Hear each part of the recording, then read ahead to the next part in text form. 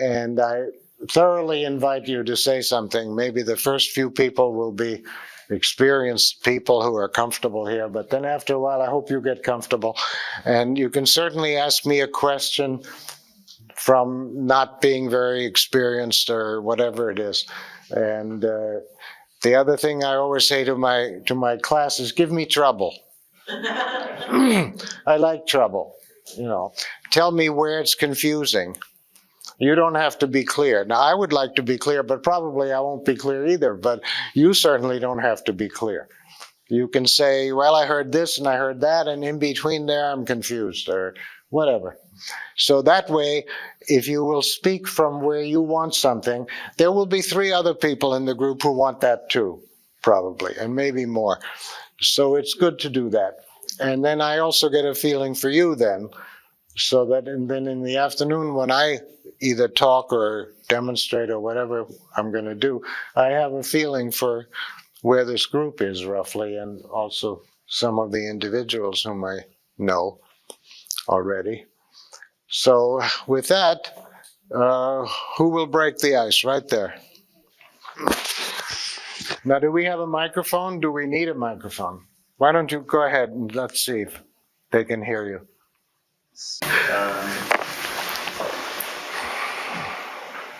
I would like to share where these emotional resonance for me of focusing and the implicit. There's one part that is, it's very helpful and it's wonderful. There's another part for me where, as I do it, it brings up a lot of gratitude for you having found it, but not having found it just as a method and as a practical thing, but a sense of somebody dealing with the world from a certain emotional way and transmitting, in a very emotional way, a sense of sharing an experience. Yes. With spirits.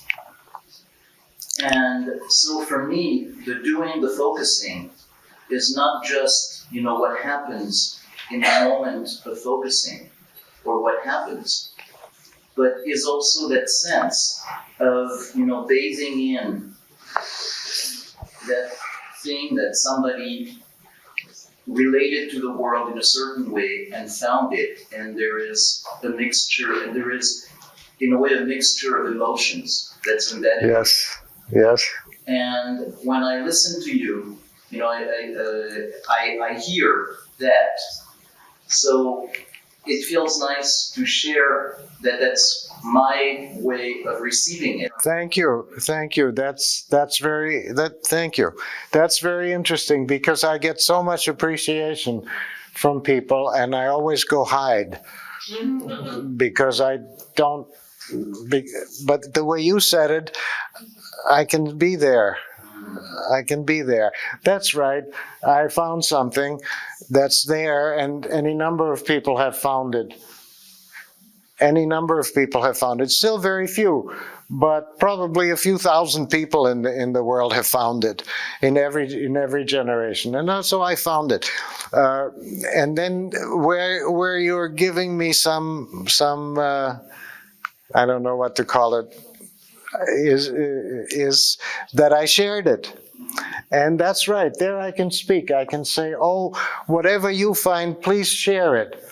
Other people can do more with it than you can. And that's why I was able to share it. I understood that if I put it out there, then if people take it, they don't have my weaknesses. They have other weaknesses, but not mine. So they can do more things, other things that I can't do.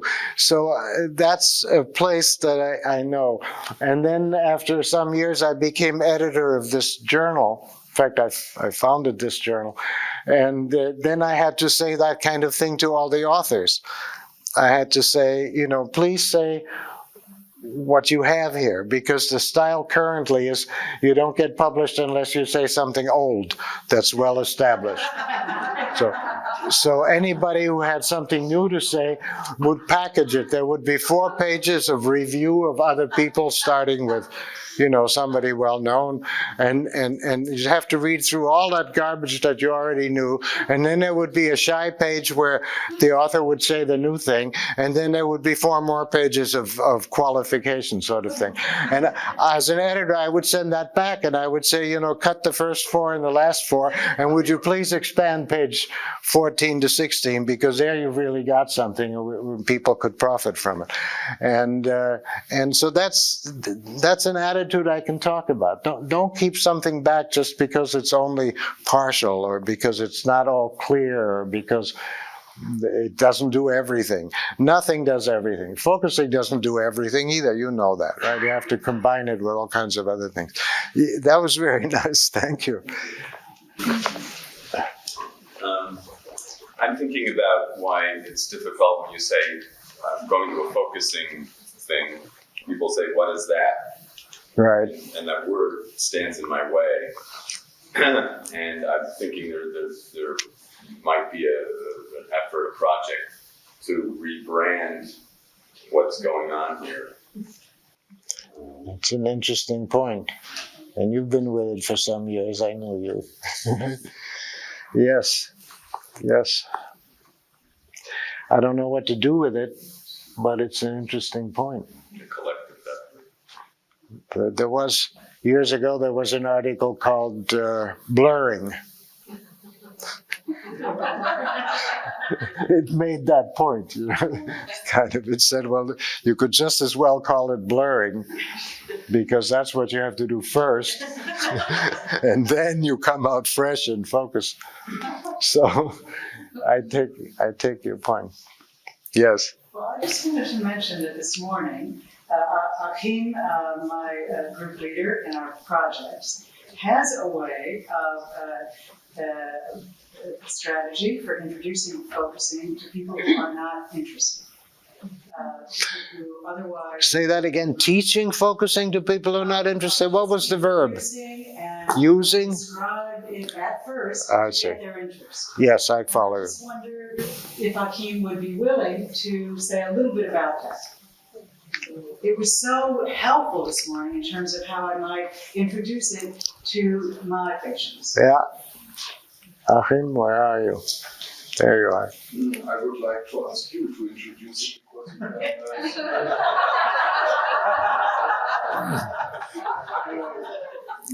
Sure, English and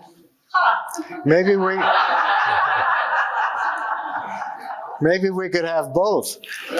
Will you first say what you got out of it? Because I sympathize with him. I know how he feels. Is to say, if you learn, I won't say it as well as you, Achim. No, but we'll find out what you got out of it. And that's First thing is what he wants to know. I have a method that will make it possible for you not to have a therapist.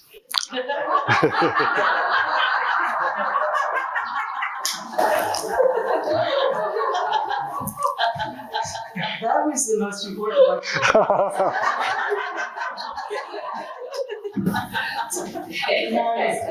because I work with policemen and they don't like psychologists. I work with policemen and they don't like psychologists. And the first sentence is to tell them that I work with a method that was created by Gendlin to set the world free from psychosolid.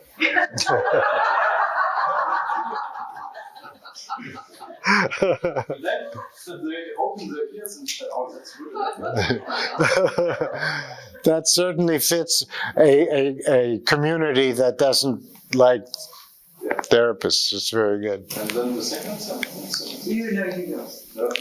Is, but it works so good and so well that psychologists Coming. greifen darauf zurück. Yes, that's even true. Yeah. Well, the first point is not quite true, but it fits that population very, very well. There is something still left in therapy that you don't get with a focusing partner. It's some kind of certain kind of responsibility and a certain vocabulary of certain tool chest of things. And also there's a relational dimension which it would be nice if focusing trainers have, but they don't all have, where you know that if the person you're teaching gets mad at you or critical of you or sour or something, that's an opportunity, that you can reflect that and something can come of it, and you can use the relationship. So therapy has a little bit left to it, but I heartily agree that that's the way to talk to that population, for sure. Another thing I often use is, I say, everybody has had this experience where you have a hunch, an intuitive sense that something is wrong, even though it looks perfect on paper, you know? And business people have that. That's right. And then I say, now we have a method. I like the way you said, I have a method that you can have a hunch like that anytime you want to about anything. Just takes a few minutes. They would like that too. The people they admire in the business world have that. You know, it's the guy who knows to buy that thing before everybody else buys it, or gets to sell it before everybody else. Yes? Just want to understand more, what is so essential for you in saying we are plants and animals? Oh, that's okay. Thank you for that opportunity. Let's see. We have a lot of wonderful knowledge in terms of the kind of concepts that analyze things. The scientific concepts and also even the common sense concepts. We analyze things. We divide them into parts, and then we study the parts, and we rearrange the parts and put it back together again. And if you can take a watch apart and put it back together again, then you really know how it works, right? So with this, we cure people. We have advances in medicine without which we couldn't manage anymore.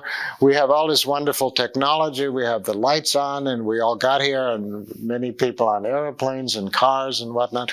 So there's nothing in what I'm saying that in some way, in a silly, to me it's silly way, would denigrate science. And even focusing comes from research and numbers. If we hadn't had the research, there would still be focusing, but not focusing instructions. Those we developed because of a research finding that was awful for us.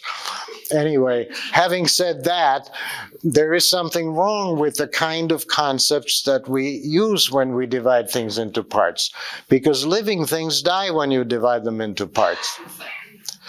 Living things don't divide good into parts that you can combine, separate, and then recombine. That's how you understand what medicine to give. It's how you understand what's wrong with your muscles when something is wrong. But that is not how living things are. So nowadays, a lot of focusing people and others are into Damasio. They tell me, oh, that's wonderful. All these years you talked about the body. And now they're discovering, yes, you're right, it's the body. And I'm saying, oh, wait, it's not that body. It is in a way also, of course, also that body, the one they analyze. It's the same body. I only have one body. But this is a body that has behavior built into it. This is a body that inhales and exhales. This is a body that isn't just dependent on the parts. This is the body you feel from the inside. And it's still the same body, so when you're sick, you go to a doctor, and I just come from there a couple of months ago. So I would never put that down. But the body is more than that. The body is connected to the universe. The body is something lives us, and long before we can think about it, something is living us. That big system, whatever you want to call it. And I really don't care what you call it, but it's quite clear that this body has a sense of the situation. every situation and any situation that you're in. So I'm feeling all of you. I'm really out there, right? I'm over there. So it's a body that has a human understanding of actions and interactions and other people and situations. And it's also an animal body. That's perfectly clear. And animals are conscious and they perceive and they're a whole lot like us. They just don't make concepts about it. But then it turns out that in philosophy forever, it has been assumed that perception is basic, the five senses. And supposedly I am living in my what I see and hear and feel and taste and touch. And it's false. It's obvious that it's false. Even a simple situation like if I have to go to the bathroom, it doesn't consist of smells and pictures. Right? It's my body living and having a whole situation, and it's the animal living and having a whole situation. And so then I realized, of course, that plants don't even have perception, at least not those five. I don't know, maybe they have, but they don't have seeing, hearing, tasting, touching, and smelling, and they live, right? And they adapt to the world, and they turn to the sun, and they suck stuff out of the earth. And so then my way of saying that is we're not only human and animals, we're also plants. We have bodies that live not just in what we perceive, they live from inside out. Did I make any sense? That's great. Okay. Yes. I think people are drawn to this practice for a number of reasons. And I'm curious as to how I describe it and why I'm doing it. People are drawn to feel better, I think is the main reason. Yes. That they feel something's wrong and they want to find a way to fix it. People report they feel more alive when they engage in the practice. But part of the question I sit with is how do you language the real goal of engaging in the practice of focusing? What does it ultimately lead to? I already know that I'm not going to answer that.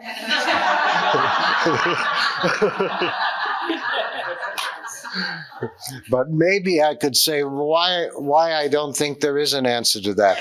I think to state an ultimate goal is going to be less, no matter how we state it, than what's already somehow. So if you look at a tree, you could say, well, they planted it there 100 years ago because for whatever reason. Or you could say it's there to please God. Or you could say it wants to live and it's really there for its own sake. Or you could say so many things, they would all be true. Okay, so now having said that, what do you want with that question? Because I'm not answering, I haven't even understood yet your question. I'm not sure I've understood. Right, in fact, you said that at the outset. You said, I'm wondering why I'm wondering about this. You said, but even so, say something from that fuzzy place. Yeah. Much of my life has been inquiring into who I am. Right. Which is there's no cognitive way to answer that, I know. But there's an experience that I touch into through inquiry, through meditation, and very powerfully in focusing. Yes. And that is the experience that as I've trained myself to be with that. Yes.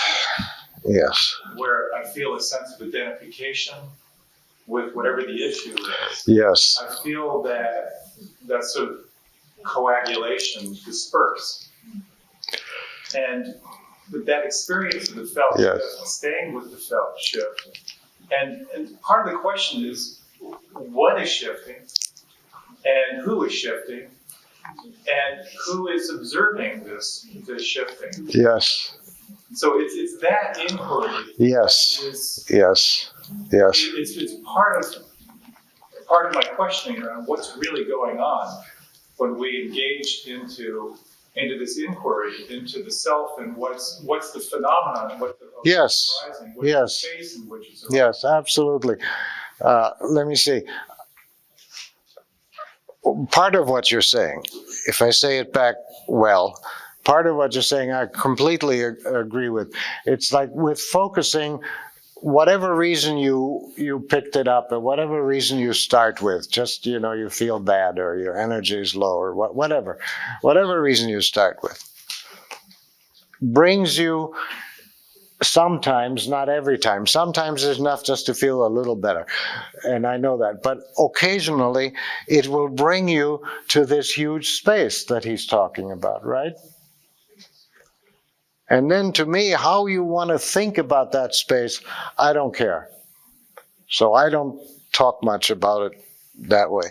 But there's no question that it brings you to that space. It's like I don't know you, but I came just to feel better. And then look at this incredible extra reward that I get. It's not even a reward because I didn't do anything good. I just wanted to feel better. It brings you to this vast, whatever you call it, vast space, vast place, vast system, I don't care what you call it. It brings you there. And then it is so that much. And then I really don't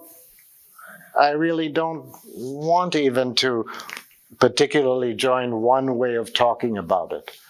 It's clear that every culture, every person in some way has to relate to the edge of where we live. And if you haven't got that experience, it's I wouldn't want to say do focusing to get it, because when people don't have it, they think it's nonsense and you must be a little bit funny.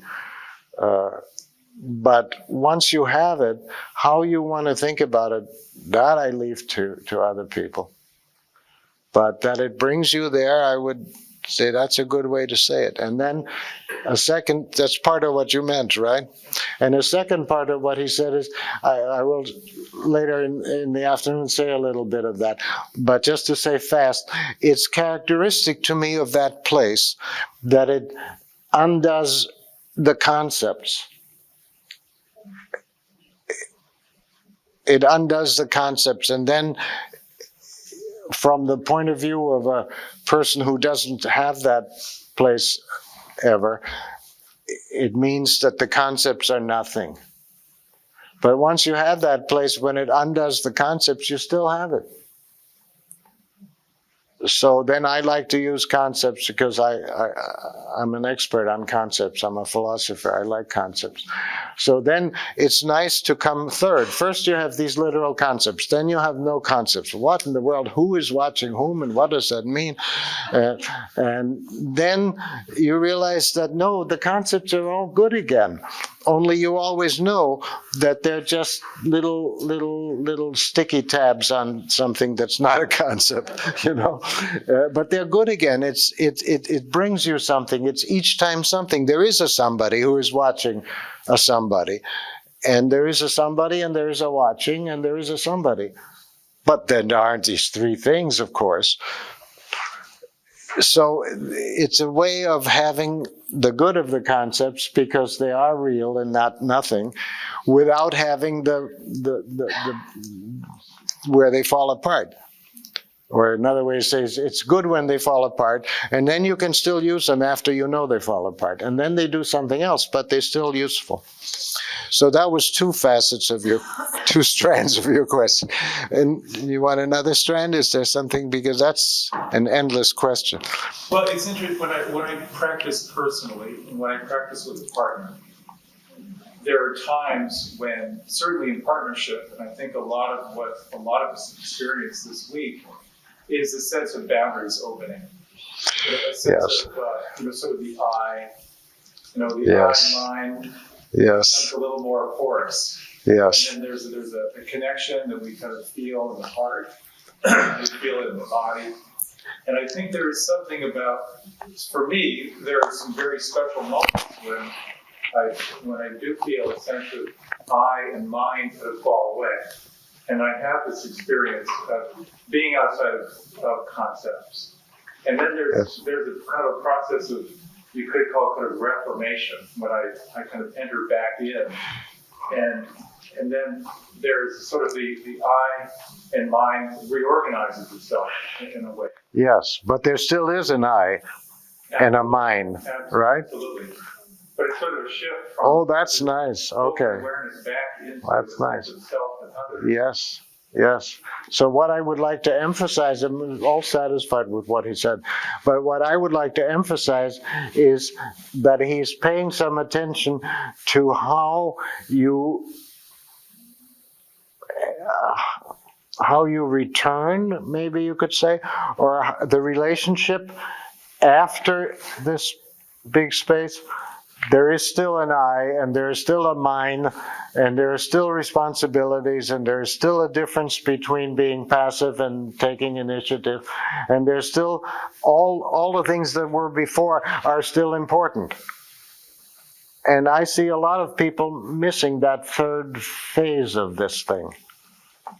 It seems as now I don't want to be talking about the thing I said I'm not talking about, but but how do I do this now when I want to emphasize that just because there is a big space, or just because for moments you are relieved of being an I, that's not necessarily the highest state either. One of my friends is fond of saying, when people reach some contact with infinity, they think that's the top. And then, after a while, they find, well, there are 6 or 8 different kinds of contacts with infinity. And in fact, there are lots and lots of different ways of contacting infinity. And then you no longer think that one state must be everything. No one thing is everything. So then it reorganizes itself, he said. Because it's still going to be important that there is an individual. Like these days, something similar is being done with dialogue. It's become such a discovery that people find some spontaneous creativity when they're talking to each other that they don't have at home, that now they believe there is no person at home, there's only dialogue. Well, dialogue is very superficial when people don't focus, because you have to go in and get to where you never heard yourself before and then speak in dialogue. So that's just an example of saying. Also, then once you have some contact with this big place, focusing helps you bring the rest of you there. Most people that talk to me, now I don't know about other people, but people that talk to me, I can see that they bring about 10% of themselves to that, and the other stuff stays down here, and that's not the highest state, even though it's wonderful. I'm not talking enough of this, yes. No, I mean of me. I'm just moving my hand. Oh, okay. Okay. I take, for a while, I like what you're saying, but I'll take people who haven't said anything yet. For a while, at least.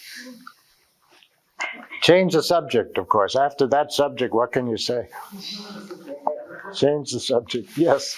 No, I don't want to change the subject. Oh, well, then no, that's okay. I was just being nice, saying, Okay.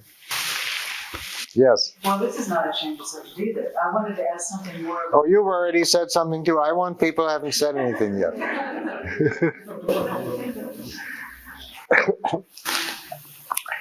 Yes. This will be sort of a sort of literal, practical question, just speaking more about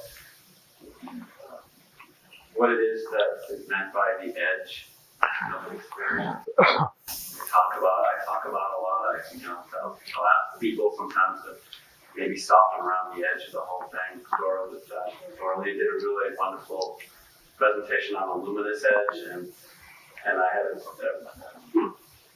moving forward experience with that, and I'm also still very confused about it, which I suppose is a good place to be. Sure. And I just was hoping hoping that you might speak about that. Say a little more about your particular unique confused there so that I won't say something general.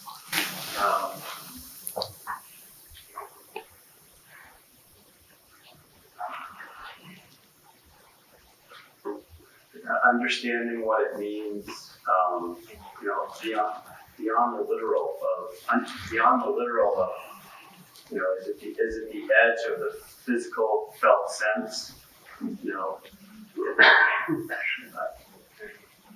Yes. I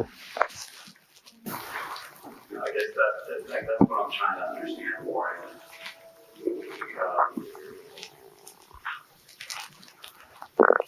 Is it that literal, or it's just like physiologically, like I feel a tight fist in my stomach, and so that there's like an outline of what that is. Is that literally the edge of my experience, or is there more to it, or? Yes, I see. Well, I would say, first of all, that's a word, so it has a lot of different meanings. That's cool. Now, the way I would want to use it is that even if I don't feel anything, just only what I can say clearly, there is still a knowing that there's an edge. Some viewpoint, let's say, some theory, some attitude, some opinion, it feels to me absolutely clear. But I think it's an advantage to know that there is an edge. Meaning that if I were a little bit wiser, then I would sense some confusion, some possibilities, some opening around it. Or sometimes I have that within minutes. Oh, that's a good example. Sometimes when I'm working with a client, something comes by and it feels to me absolutely clear. Oh, I know this is what this is. Totally clear. And I may say it later, certainly won't blurt it out right now, but I know. And then about maybe 1 or 2 minutes later, I think, it could be that, couldn't it? So I've learned that anything I think has an edge, even if I don't have it right now. Which I'm trying to respond to, do you have to have a distinct felt sense? Is that the edge? No, there's always an edge. What anything really is not an is. What anything really is that it is, and the is sticks up from a more intricate thing. Okay? And from there we could go and make lots of edges. Like if I'm working theoretically, then I want to have something. I don't know if it has to be so concrete like a fist, but it has to be something. So that when I say something, I can say to myself, does that? And then it'll say, no, okay, not. So in TAE, thinking from the edge, there has to be some concreteness to the edge. Doesn't necessarily have to be all that fist concrete. And then you can use edge lots of different ways. I think human life is it's so clear that there's an edge. That where are we? What are we here for? How did we get here? Who's this? What's all this about? Right? And then every culture has to give you answers. But they're answers about the edge. Did I come close? So is the edge sort of that place of not knowing? Well, it's when you have it, like in thinking from the edge, if you could think from it, or even not think from it, but have it, then it's not a not knowing, it's a knowing together with a not knowing. It's a knowing that you don't know. It's what I tried to say before. When you let that focusing open up all the concepts, then you still can use the concepts, but this time you know that they stick up from what we're giving words to, the implicit context or something like that. Yes.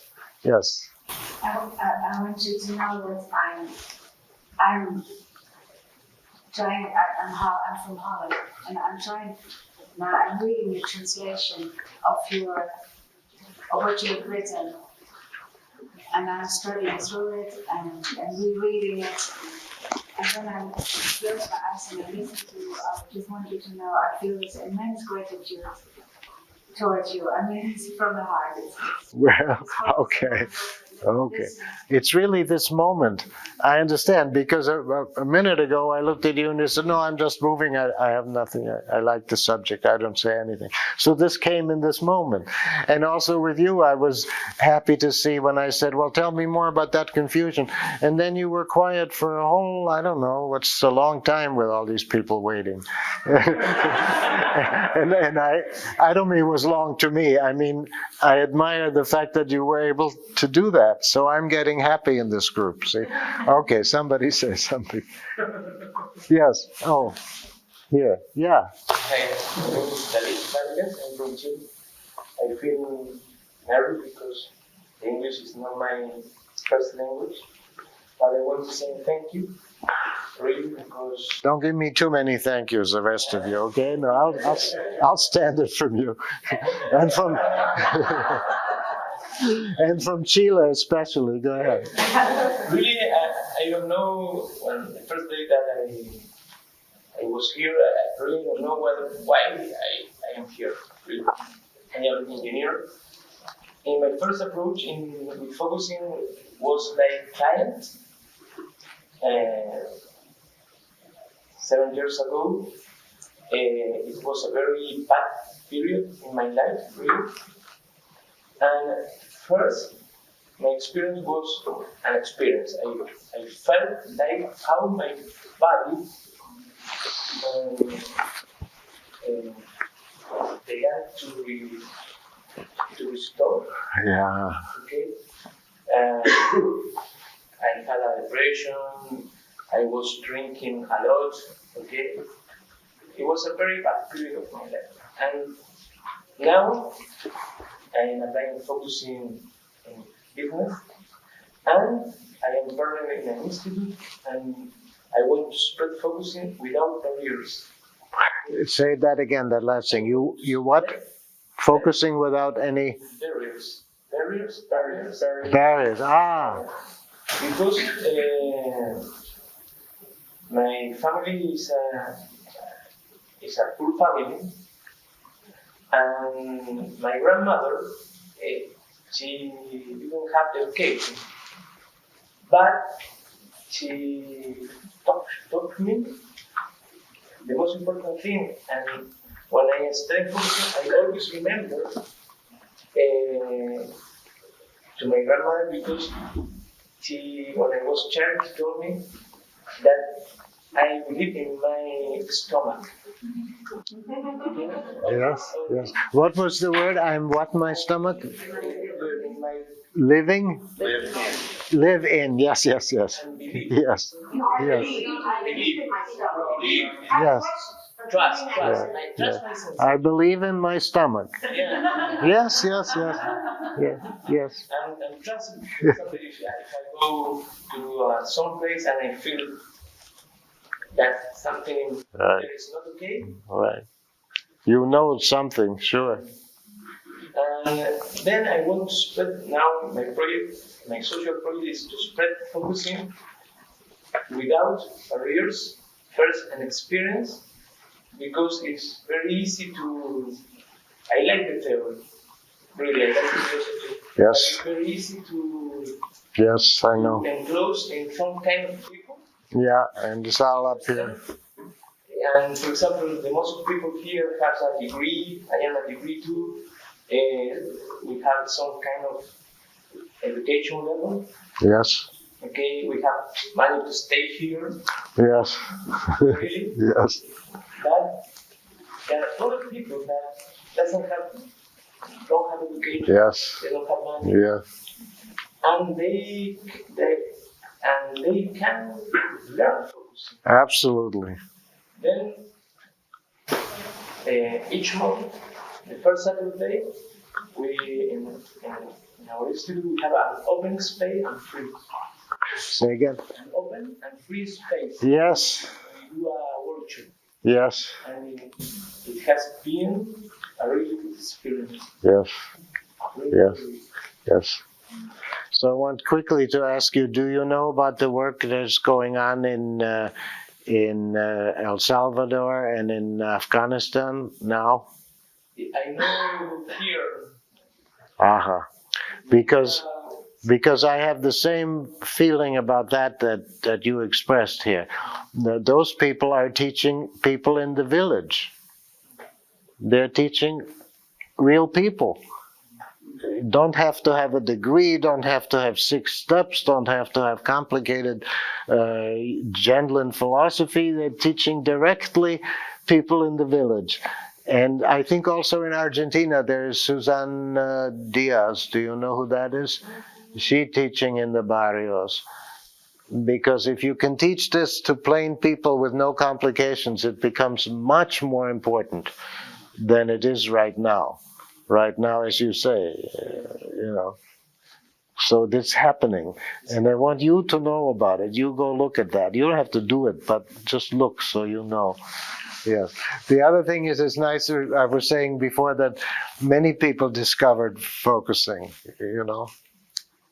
So his grandmother discovered. Right? I know many people comment, not so much now, but it used to be pretty awful. People would always come after I talk and they would say, "Oh, I know what you mean, it's Gestalt." Or, "I know what you mean, it's this." Or, "I know what you mean, it's that." And I would always know, no, of course not. But every once in a while somebody would come and I would know that they had it, So this woman in Liverpool came and she said to me after my talk, she said, "You have my truth method." I knew she had it, right? She found it too. Okay.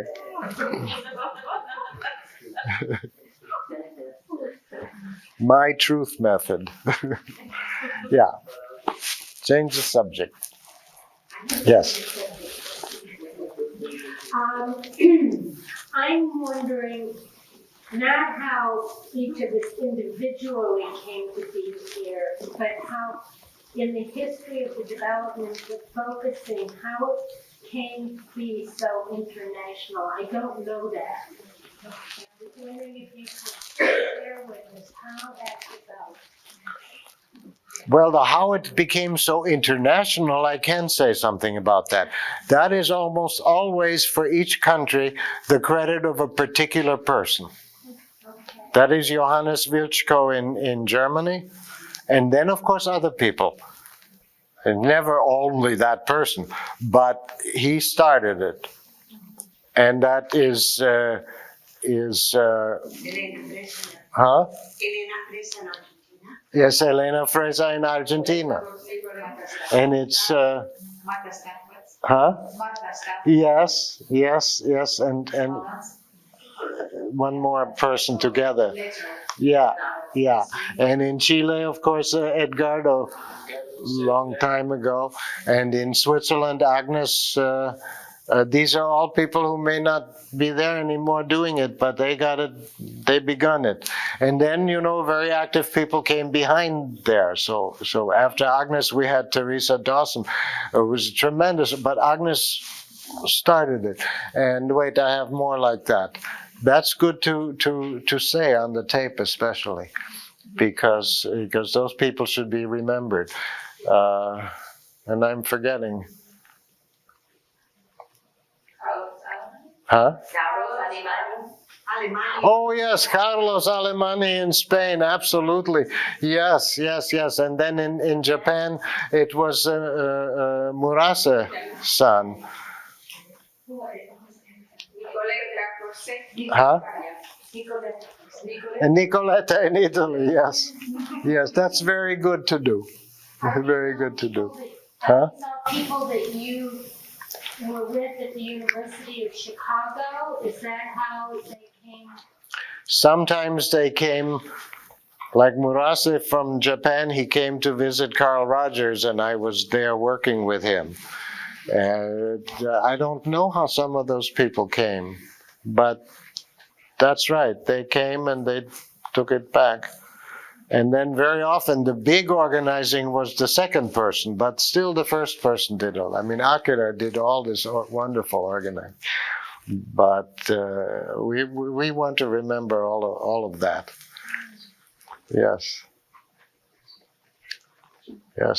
Dieter has been doing in Germany for a long time, should be said. Where's Dieter? Oh.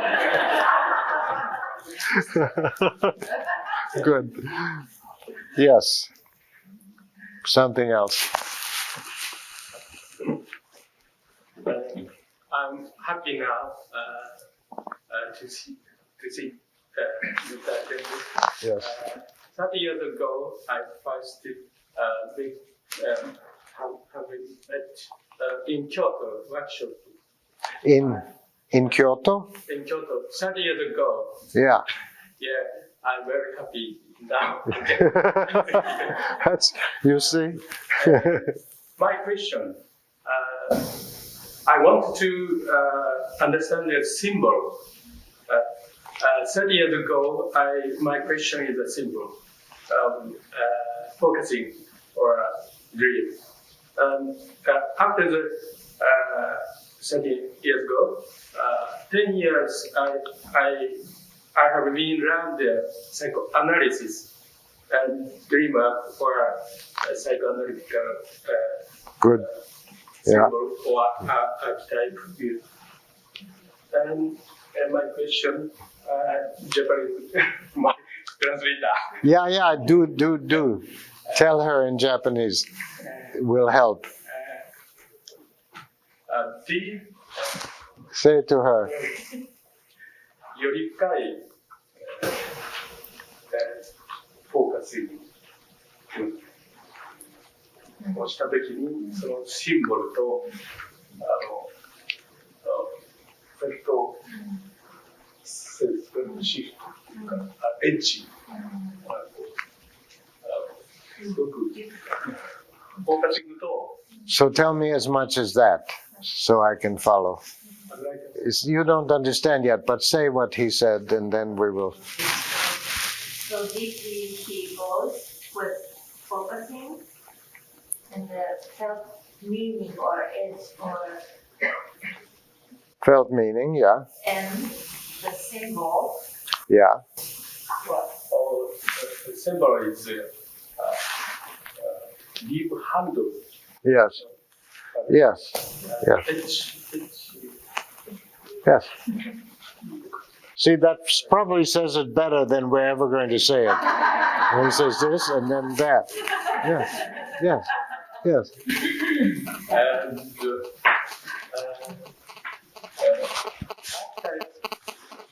of this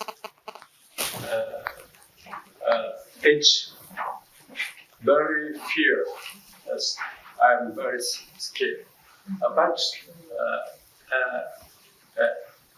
after of this edge, I am standing. So there you say to her that word. 死の原型のエッジのところに立ち続けるっていうのは難しい。It is very hard to stand the edge of the archetypes of death. Of death. Ah, yes. Yes, yes. I want to know the symbol and archetype Yes, or edge. yes, yes, yes, yes, Relation or Yes. network. Yes. I want to know. Yesterday morning, I dream edge about the edge, boxing edge. Say. 昨日の朝夢を見た。エッジで考え He dreamt what?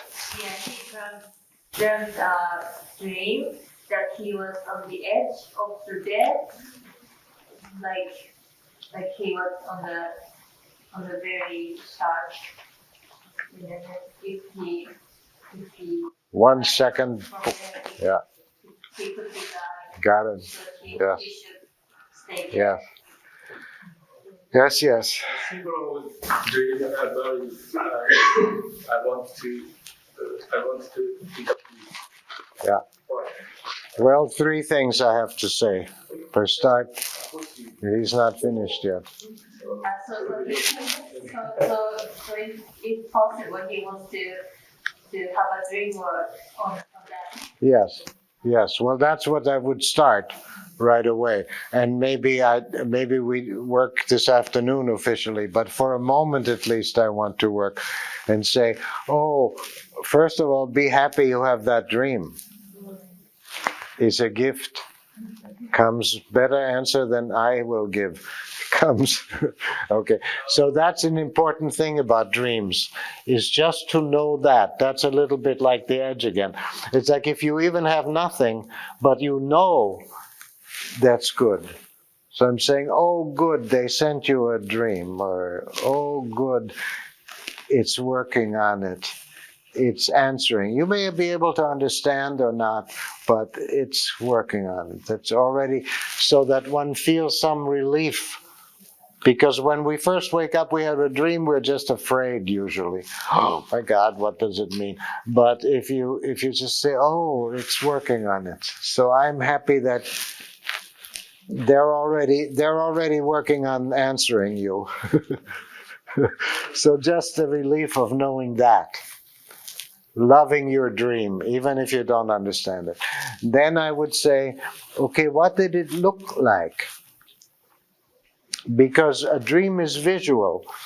And so it seems like with such a huge meaning, such a trivial small question, but it's always my question, what does it look like? Was it fog? Was it light? Was it dark? What did it look like? And then when you tell me, then I will say, well, what does that mean to you? Or what does it remind you of? Or where is there a place like that?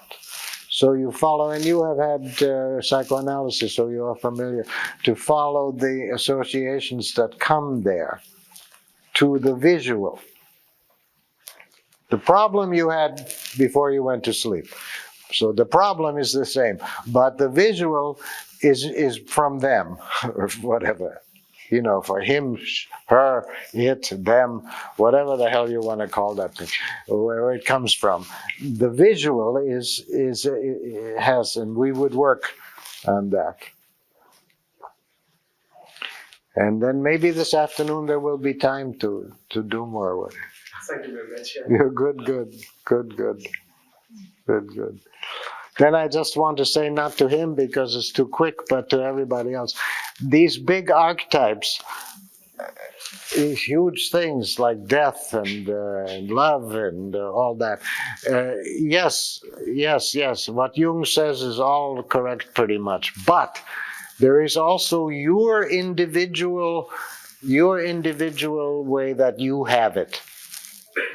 And there you will find your own small child and your own experience and your own places. Like my grandmother said to me, the only thing she was afraid of is that she would be in the coffin on the ground and she would wake up and then she would be trapped there. I never heard that from anybody else. That was her fear of death.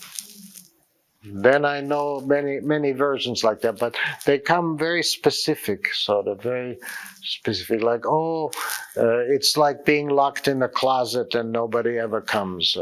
Or, it's what will happen there. And it's very specific. So it's always worthwhile with a big thing to find your own little thing that's continuous with that. But that I don't say to you because they're working on it. It's better than what I say. Something else.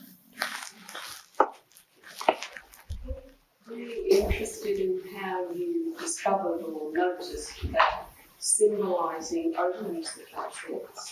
Because how I discovered that symbolizing opens the felt sense. So as David was saying, he's saying that he knew that to trust here, but for me, before I discovered focusing, I knew that there was something here, and sometimes I would listen, but it might make me back away from something, and I wouldn't know to sit with it long enough to really hear all of it.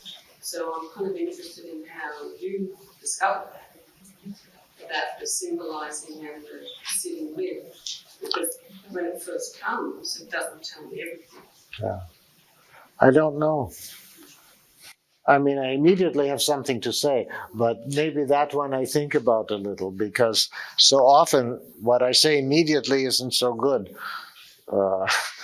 Sometimes it's okay, but when I feel like this, I think, well, I don't really know how I did that. I'm guessing. If I guess, I can guess. I would say, well, I was so much in from the symbol side anyhow, that for me it was a relief to find something that wasn't just words and concepts and ideas and thoughts and opinions and all that. So for me it was more, how did I ever discover something more than symbols? But I'm not sure that's the right answer. Yes. Now wait, I'm still wanting people who never, well, go ahead. Go ahead. Who never said anything yet? He never said that. No, he never said anything yet. Okay. I have you mixed up. What is it leads you to think that I said something? Go ahead. I didn't think I had a question, but one came to me, and I hope it's an offering. The question is, what is the question which, if I were to ask it of you, would make you feel most alive to answer? Oh, well, that's interesting, because I would think that I couldn't answer that precisely because of the way the reason it works is because it surprises. I don't mean because it's, but then as I was ready to say that, I thought, no, that isn't right. It's actually a good question, a helpful.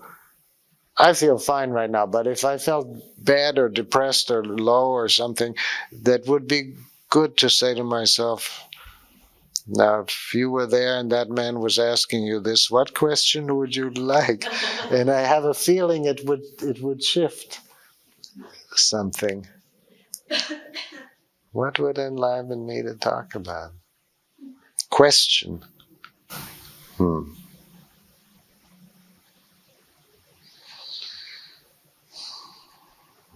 I don't know, but I like the question. No, really. It brings me some kind of a smile that I didn't make up myself. And I like that. And then it didn't come a particular answer, but it's still a good question. This sort of, what would it be if it were, is a formula. Do you all know it? Comes with focusing. It's like, what is this here? What is wrong? What is in here? But then what should it be? Like with dreams now, I often say, oh, what should it be? Like I learned it one time in a big group, but I don't know, 10, 15 years ago, there was a woman who dreamt of a sick turtle. And the turtle, big turtle, was walking down the road and her entrails were hanging out behind her, dragging on the road. It communicates a feeling, all right, doesn't it? And I worked with her for maybe 10 minutes or something, and I tried this and that. Nothing moved. And then I knew I had time to go on, and I couldn't. So then finally I said, what would a healthy turtle be like? And some of you have heard me tell that story before. How many of you have heard that story before? Really not? I ought to tell it more often. Well, I don't find out that way. I have to say, how many of you have not heard this story before? Okay, because people don't vote. Okay, so I said to her, what would a healthy turtle be like, look like? And she said, a healthy turtle? A healthy turtle? And she just came all alive like that, just with the question, a healthy turtle? And it was clearly the right question, even though she didn't have an answer, but it was the right question. And then as I went on working with the next person, something happened that never happens. In the middle of my working with her, this woman raised her hand and said, I just have to tell everybody something. My turtle is sitting up on her hind legs, standing up on her hind legs, and she's dancing. So this is a version of that. Thank you for that. that you can always try to say, well, what if somebody could say something to me that would bring my energy back? You know, what would it be? And then even if it doesn't come, there's something. Yes. I have one. So, what the audio last night of your presentation was helpful to me because it was bringing philosophy to the psychology, Right. a compact kind of place. Okay,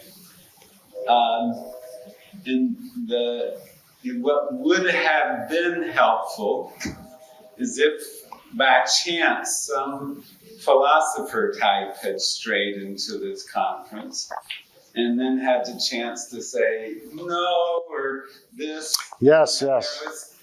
Because it's like I want to be able to, in my own words, bring the meaning of the philosophy into settings.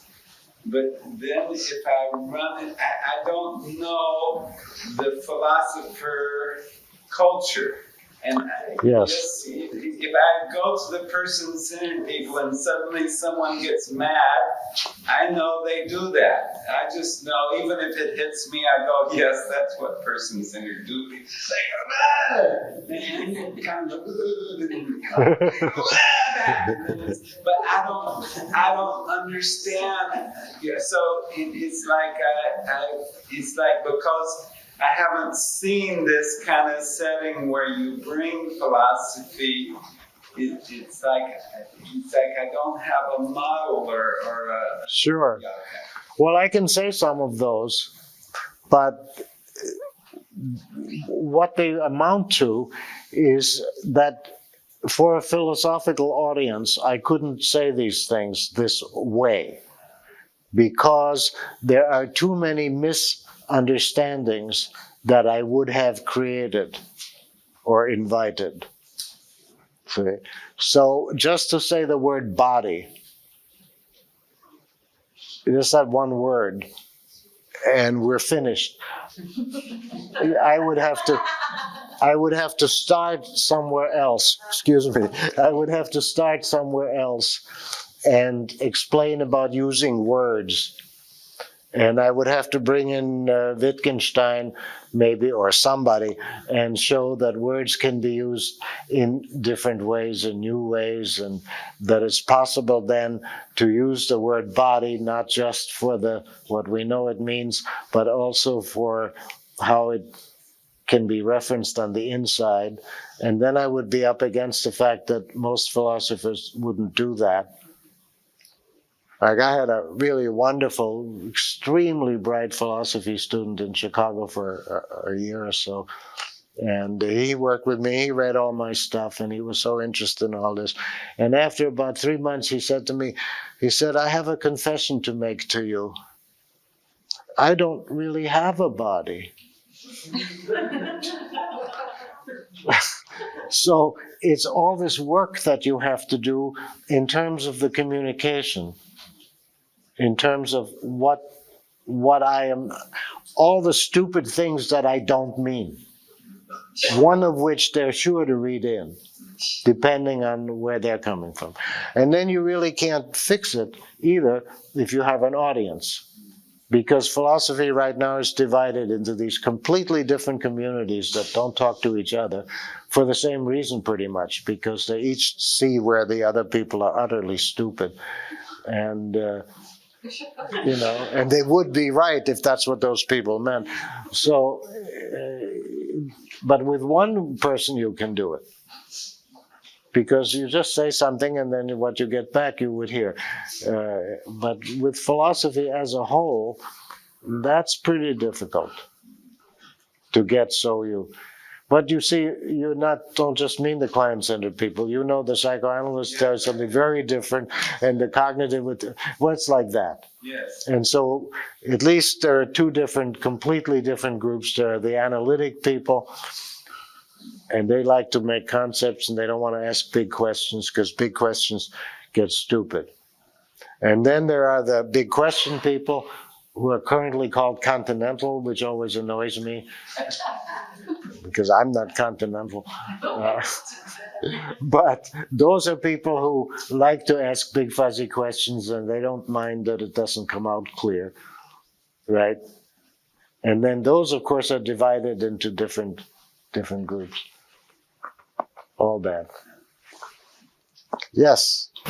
I'm Ladalu, I'm just visiting. Would you say a few things about thinking at the edge and focusing from one to the other? This follows the philosophical Sure. question that Robert just asked. A little bit about thinking at the edge. People ask me, and why do you... Well, make the question a little bit more specific, because there would be too much for that. A little bit about thinking at the edge. Would you say... That you made it even bigger. No, what question would you like me to accidentally answer? People come to me and say, could you tell me what is thinking about thinking at the edge? Oh. So... All right.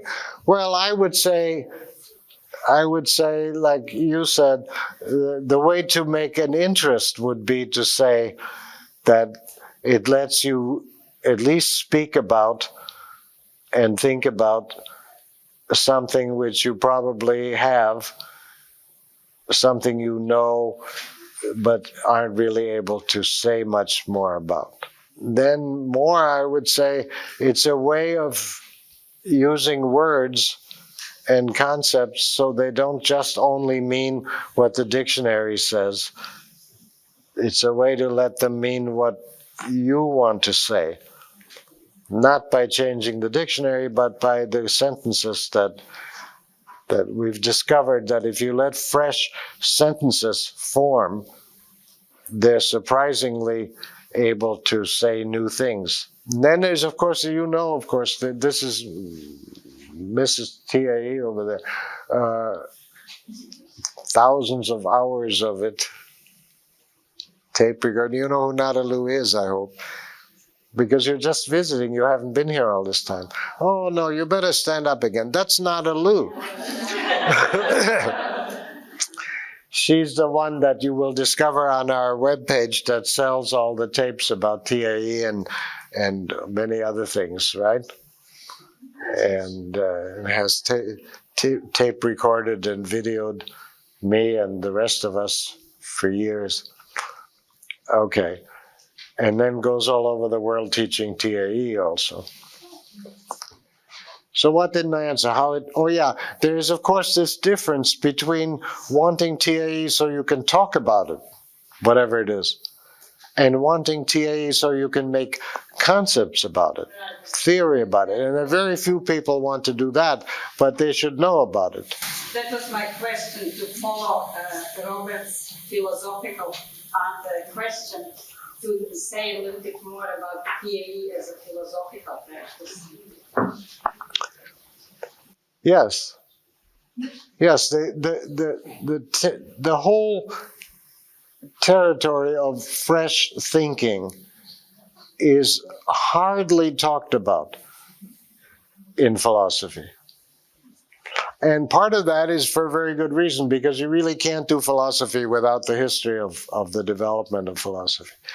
So if you didn't read Plato and Aristotle and St. Thomas and Descartes and somebody between Descartes and Kant and currently Heidegger and nobody can read all these people. It takes a lifetime to read about 3 of them.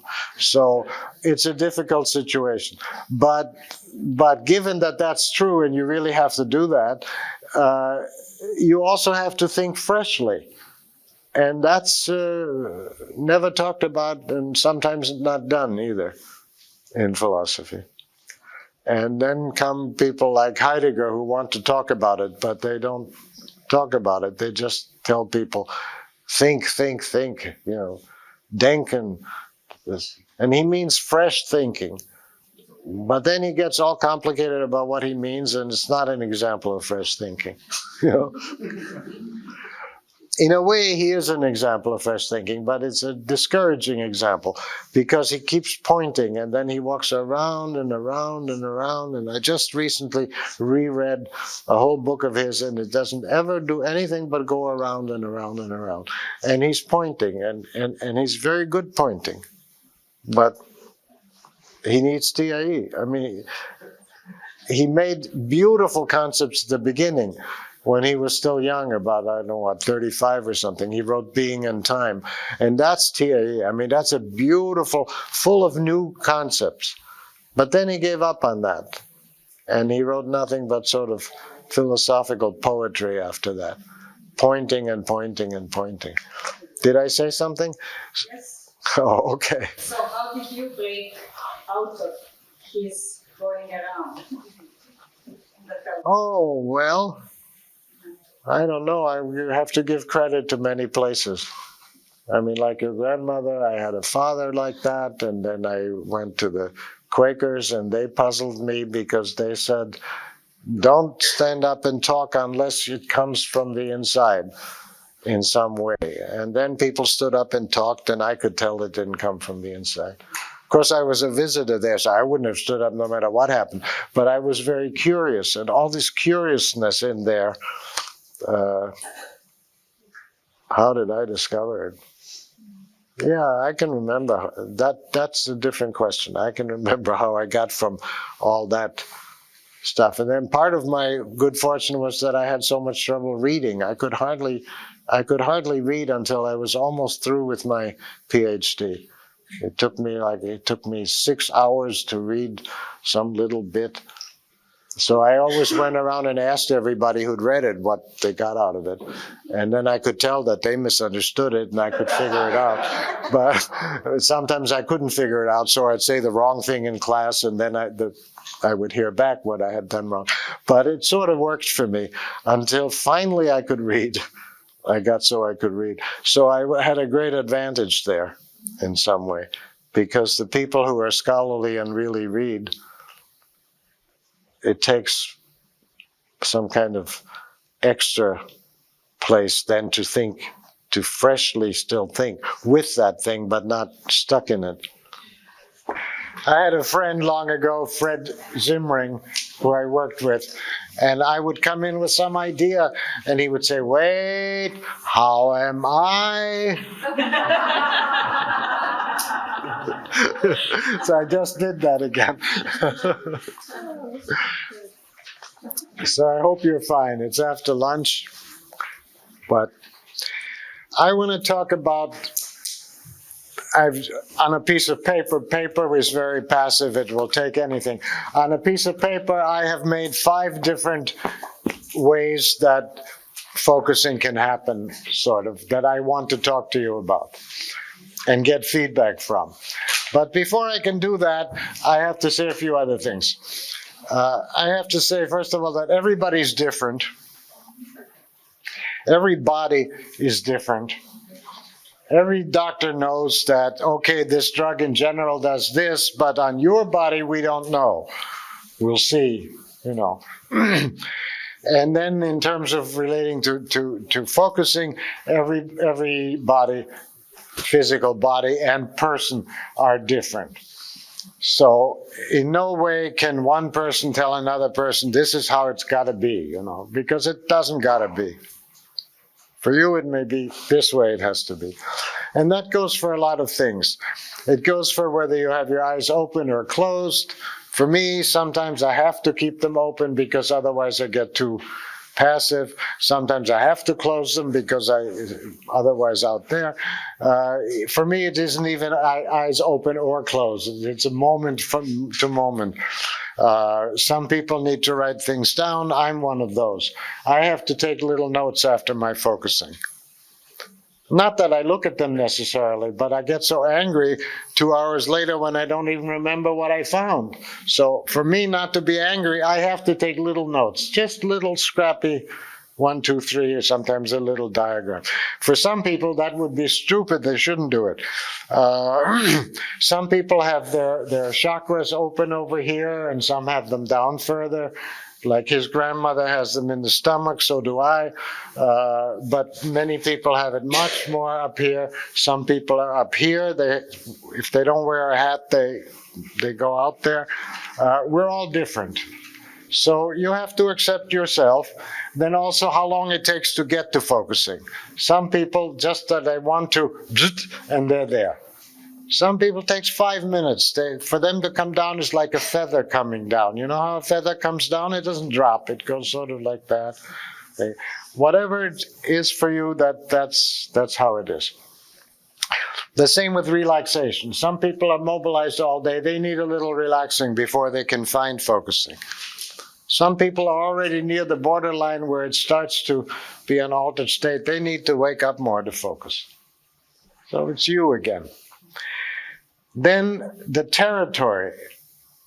I have a shorthand, but I don't know if it communicates. The inner world is not a territory. It's a territory of territories. So you're standing somewhere and there's your big view or your big world and everything, and then you just not even change. You just think of your Aunt Linda, and all of a sudden it's this territory, and everything is completely different. Or you take one step, and all of a sudden there's 5 corners there, and you're around all 5 of them, and you don't know how you got there. It's the kind of territory where you cannot have hard and fast distinctions. So I'm going to make 5 things, and yet I know that that's ridiculous. Okay? On the other hand, once you really know that, then it's not ridiculous. Because distinctions help you find things. They help you locate, they help you communicate. The 6 steps of focusing are like that. Very often I wish it had never happened with 6 steps, because it's so stupid. But then again, sometimes I need it. I partnered with a guy, and he would read me the 6 steps instructions, and I would always notice that I forget to check the handle. But it's very important, because when I would check the handle, something would come that wouldn't otherwise have come. So you have to have distinctions, you have to have concepts, you have to have words, you have to have all that. But if you know that the territory doesn't come like that, then they all help. And my 5 things will help me say things and find out things from you. But don't take them too seriously. Then the last thing I want to say like that, introductory, is I want to tell you a story. For some years, maybe 10 or 5, I would always say, when you get this kind of felt body sense of what it is, what's wrong, even if it doesn't open, stay with it. Stay with it. And I still tend to say that for short. Stay with it. But then the student came and he complained. He said to me, he said, I can't stay with it. I don't know what that is. Something's wrong with me. I can't stay with it. All I can do is I lose track of it, and then I come around again to it. And I said something, I don't know what I said. Probably I said, with more practice, maybe you can. I don't know what I said. But the next time I focused 2 hours later, I noticed that I don't stay with it at all. I lose it every time, and I have to come around and find it again. And so then I started to describe the coming around, and I would say, well, that has also steps. You sort of say, oh, what was I focusing on? Oh, yeah, that. And where was it? Oh, yeah, there. And where would it? Oh, yeah, and then you're back. So even when we very sincerely describe something in that territory, we can find a little later that we haven't described it. We think these words are perfect, and then we realize, oh no, we just threw those words at it, and we wanted to feel that it's okay.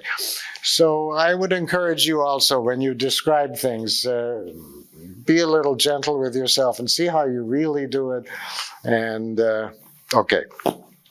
So this business with Afghanistan and Pakistan and that stuff has made me look at things a little differently, and I want to tell you about that. I see now a certain continuum. for some people, it's already a big thing to know, as I said to somebody over there earlier, it's a big thing even just to know that there is an edge, that there is more to it, even if you don't have it. And then many people can fairly easily get to where they can be enough in contact down there to be able to check what they think. That they've already thought something, but then rather than saying, oh, that must be it, it must be that I'm afraid of new situations, or it must be that it's my father, or whatever, anything, or even in theory, it must be that it goes like this, that, you know, or there must be a distinction between this and that. You can get quiet and say, and sometimes you can feel very distinctly, you know, nothing moves down there, there can't be the right distinction. So the first kind of situation is where you are in touch, you check, sometimes it helps even to get a little further on this continuum, you can wait and see what comes and then see what it says and then check it, but that's a number one for me. Then I would put, on this map, I made it up yesterday, so you see how important it is. I put for second the fellow who said to me, it took me a couple of months to realize, finally to find a felt sense. I couldn't find it for months. And then I found that when I have an emotion, like when I'm angry, that there is actually like a cloudy space behind it that sticks out, like a cloud behind it. Like the anger is a triangle and I know it. And then I realize, oh, look, there's a little cloudy thing sticking out around the edges. And I know that road, because when I'm angry, usually I very quickly find that, you know, I so almost wish that I could be just angry. And instead of that, it's already fuzzy around the edges. It's like, well, how much did I bring that about? And why did that happen? Oh, because I this and I sort of wish I could be purely angry. And I've got this fuzzy business around it. Or how am I going to fight about it? Or I don't want to fight or whatever. So in second place, I'm putting the felt sense that comes kind of slowly behind the familiar feeling.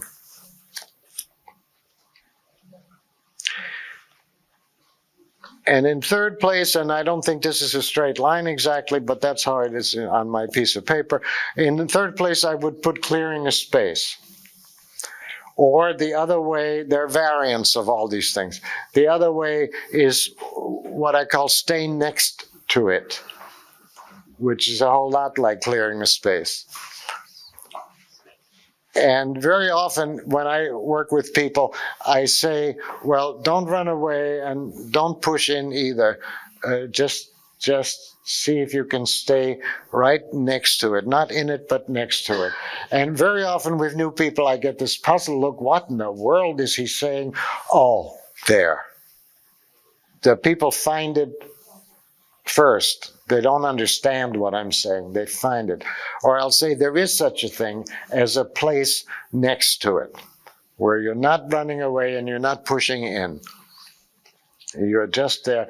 And this place next to it is a big deal. It's a kind of a felt sense. It's a kind of place where you can breathe and you're not running away and you're not forcing. And anyhow, it's a big thing. Very similar is clearing a space, only there you do many different problems, whereas standing next to is one thing, one thing. And then there is Ann Weiser in the same place here, who doesn't like clearing a space. And what she does, the way I understand it, is that when a person has a feeling, a big feeling that bothers them, then she will listen to that. And then she will say, how do you feel about having that feeling? And that's a very powerful move, because it makes that kind of space next to without talking about space. It's like, oh, when I find not only I feel this way, but oh yeah, right, I feel this way about feeling this way, then I'm already in a space. I'm not in this one and I'm not in that one. And very often then more comes there. So I put that third. And then in fourth place, I would put, because I put it in fourth place because for me it's an advance of some kind to get clear here. I very often, when I focus, especially in difficult times, when I focus, I work with what's there and I say, oh yeah, there's that, and oh yeah, there's that, and oh yeah, there's that, and what is with that, and what is that, and maybe 5 or 10 minutes I'm doing that. And I'm even trying to remember what I found last time that made me feel better, and if I don't remember, I have little scrappy notes somewhere, but I probably don't remember where I put them, and like that. And then I may arrive sort of somewhere and say, oh yeah, this is really forward for me right now, or something like that. And then I see if I feel much better, and I don't. So then somebody says very quietly to me, well, you haven't focused yet. And that's a different meaning, because of course I was focusing that whole time. I wasn't sinking in, I was doing all the right things. But this one says you haven't focused yet. So I said, oh yeah, that's right, I haven't focused yet. And in my private language, I call that fresh focusing. Now I let go of the whole thing, and I come in here all fresh and new, like I didn't do any of that, although I remember I did. And I say, okay. And the spirit of the question is like, where's my energy? Or where's my good feeling? Or where am I? Or who is what? I mean, it's some kind of a non-verbal question.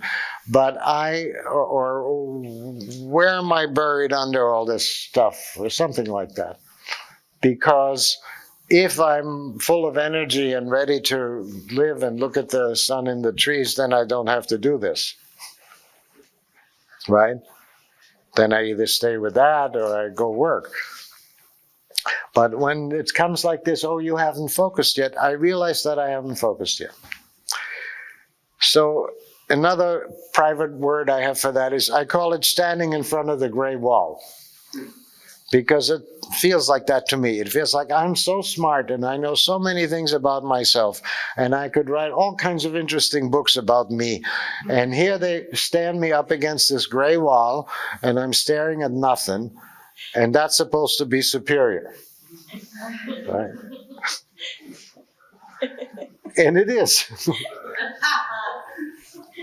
It is. Now, emphasis, I don't always need this. Sometimes what I've done gets me there, and I know where I am, and I know what's forward for me, and I'm ready to go, and my energy is here, and I don't have to do this. But when I look and see it, really nothing has changed, then I haven't focused yet. And so that's what I do. I then just radically break off all this stuff, this detail and all that, and I just say, where are you now? Where's your energy? Where are you buried? How come you ain't, And it doesn't take very long, usually. And typically at that spot, what comes first are sort of little turny steps, which wouldn't impress a psychoanalyst at all. It's just sort of like, oh, it's not quite green, it's gray, or something. I don't know how to express them, but they come like that, of, yeah, oh, that, or something. And then comes some real stuff. So I put that fourth, fresh focusing. And in fifth place is what I don't yet know how it works exactly. It's what I call the guest. It's the Afghanistan thing. And how many of you heard me on tape yesterday? Okay, that's a lot of people. Well, I think I said it there. All I'm going to say about that is that I have succeeded in getting Nina Joy and Pat Omidian, who are the two who are doing that, to come here in the spring and give us a workshop. I said they had to come and teach at least me. And if they were willing to give a workshop, then we want a workshop, of course. So I invite you all to that workshop. I'm willing to get Madison Square Garden if necessary, because it seems to me that anybody who can go and teach focusing to people in a village in Afghanistan These are people who don't know anything about psychology, about all this fancy stuff that we do, straightforwardly like that, so that they can go home and do it. And the other story, I don't remember if I said it on tape or not, but one of her stories is this woman in the village who learned listening in town, but now she was in the village at home and she was all upset and there was no, did I tell that story? And so she got her husband to listen to her? I did tell it. Yeah. I think, so I say to Nina Joy, I say, how is that? How can you teach listening so precisely that she can make her husband do it? You know? Now that he was willing to do it, well, he's just a better man than I am. My wife hasn't been able to do that to me for 35 years or more.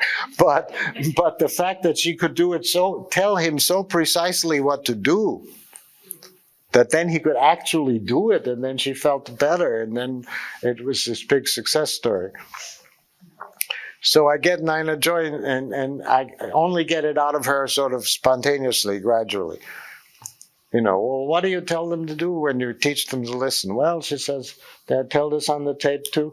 I don't think so. She says, well, I tell them to remember a time when they really felt heard. There's a group she has. So I say, well, most of the people I deal with never got heard. So she says, well, as a group they managed. There's a couple of them who can describe that. So I accept it. And I say, well, what else do you say? Well, that's very simple. I tell them, it's very simple. I tell them, not to ask questions and not to say anything what they think, just to, say back the crux of it. And I tell them to hold the person in their heart and to say back. And I say, it just comes out of her. Spontaneously, sort of like. Then now this instruction of hold the person in your heart, that isn't just any old instruction. We've been teaching this now for more than a half a century, and I never heard that instruction. That's a rather important instruction, right? Especially if you think it's in another language and she's saying it in such a way that they understand what she's saying. Or even if they don't understand, I think it's an important instruction. So I'm expecting to understand a lot more of how this works. The other reason that I think it's very important is because it's what she calls, and Dieter and Achim, this is what I was trying to pinpoint. They call this a psychosocial service. And from the government's point of view, it comes with hygiene and agricultural methods. That's what they're teaching. And I think that's terribly important. Now I understand.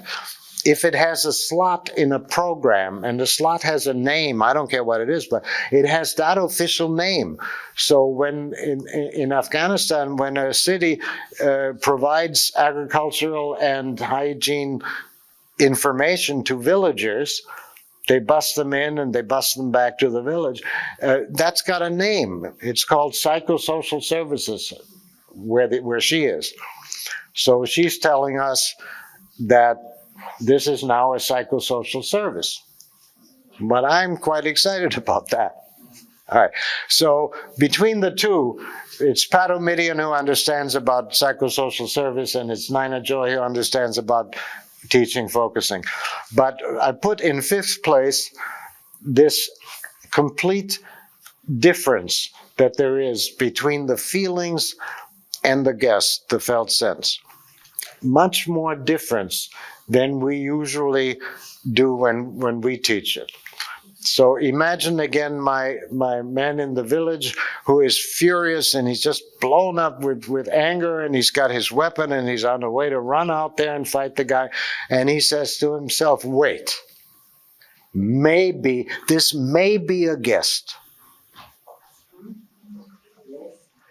So then it's all different. I've been saying all my life that bad things have good things implicit in them if you can find them. That's not what he's saying. He's saying something completely different.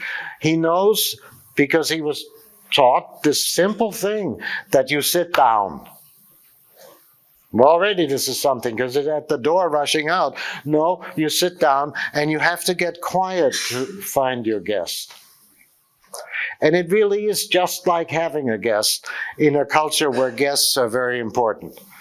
You know, in all the traditional cultures, guests are sacred because you couldn't travel in the world if everybody didn't have some kind of hospitality. So even if you're from the tribe that they'll kill you later, when you come to the door, you're safe. You know, they let you in and they'll sit you down and they'll bring you water to wash and they'll bring you tea and they'll ask you what's new. So to have a guest, a very distinct thing. And if you read the Bible, it was like that in those days and there too. It's like when somebody knocks on your door, you drop everything and you say, I have a guest. So you let them in, and they're different. You're not the guest, you know, you're the guy that opens the door. But there's the guest, and it's completely different from whatever you were feeling a moment before. You were occupied with, no, your door. Now, here's a guest. And so what you do is you get quiet. That's the first thing. And it doesn't mean, I'm pretty sure, that you get so deep that you meditate and you become passive and there's nothing. Not like that. You just get enough quiet so you can talk to your guest. And then you see what comes there. That's the guest. And it's something totally different than what you had before you opened the door.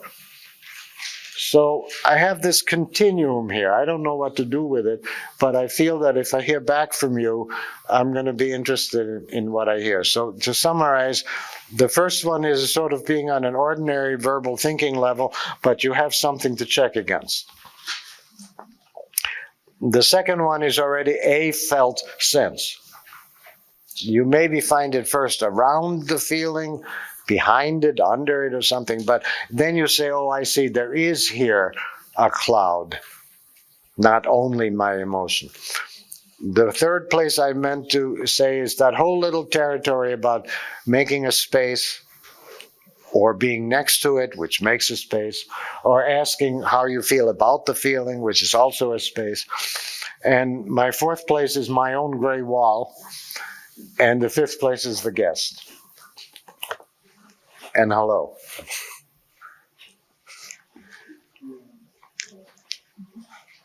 Now, I don't need you to get my distinctions straight. That's not important.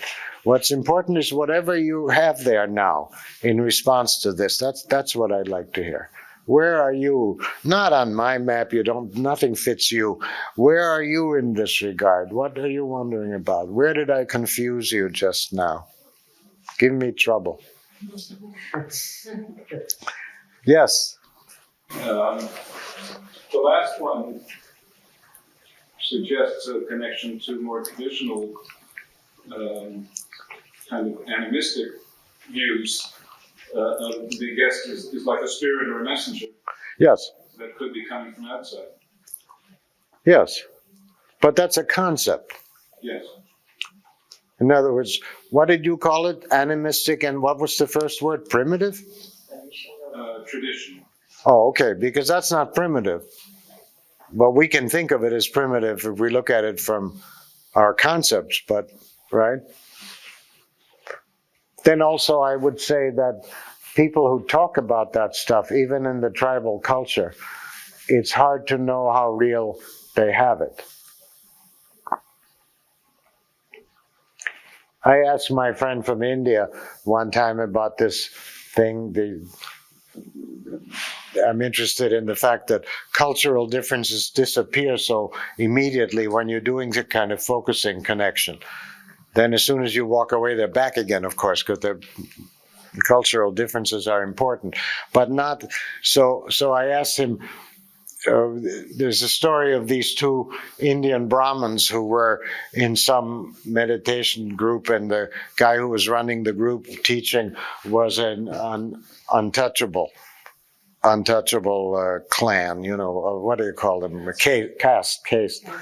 And so one said to the other, he said, that's all right, I related to his Atman, meaning to his spirit, to his... Well, it sounds great. So I asked my friend from India, I said, when he said that, does he mean it? Is it like that? And he said, of course. And then 5 minutes later, he said, you know that what you asked me? No, that's just something they say. So there's a continuum there. And I think it would be the same for the American Indians or anybody else. How real the spirit is. We all believe that it comes.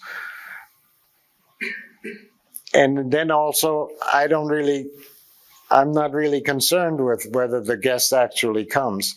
I'm concerned with that he sits down and he gets quiet and he expects there to be one. And then if there isn't, well, okay, maybe this time there isn't. Okay, but that's all what you keyed off in me, but I haven't heard you yet. Yeah, I want more from there. Do I really believe that this is sent from somewhere? Sure, of course. Where? Well, no, don't make me talk about that. I don't know what to call those things. Was it in that direction? Yeah, it's in that direction, and it's in the direction of has the belt sense always been around in some way, or is it something that gives it? Oh, I see. Developmentally advanced. Both. I think it's always been around, but the culture was such that only very, very few people could find it. Like in karate, my son tells me he's a very advanced, whatever color belt you're supposed to be. And he tells me they were always talking about relax your shoulder. And did I tell you this? Well, I may have told you this story. But when you don't relax your shoulder, they can see you don't. So then they hit you with this stick hard on your shoulder. And of course, that doesn't help you relax your shoulder, right? So after a long time, when my son was already very experienced, he said one time, saying, hey, how do you relax your shoulder? And the teacher said, relax your shoulder is here, not here. Given that he had a lot of training already, my son understood it immediately. Flash, okay. And he had it. But that's the culture. How would they let these people go for 5 years training for belts and only in a private moment after many times of getting hit tell you this instruction? Right? So yes, it was there, and no, I don't think it was at all. I think we're developing a whole new level of communication and understanding and all that. But then if it's part of what human beings are, of course it was there. Yes. There was a question I wanted to ask before the break. I have been to a lecture, we have been to a lecture of Marshall Rosenberg in Rotterdam, in Holland, and it was very crowded. There were 800 young people there. And later on I understood that he knows you quite well. Yes, sure. Many He's years. very successful in Holland. Yes. I'm curious about the connection.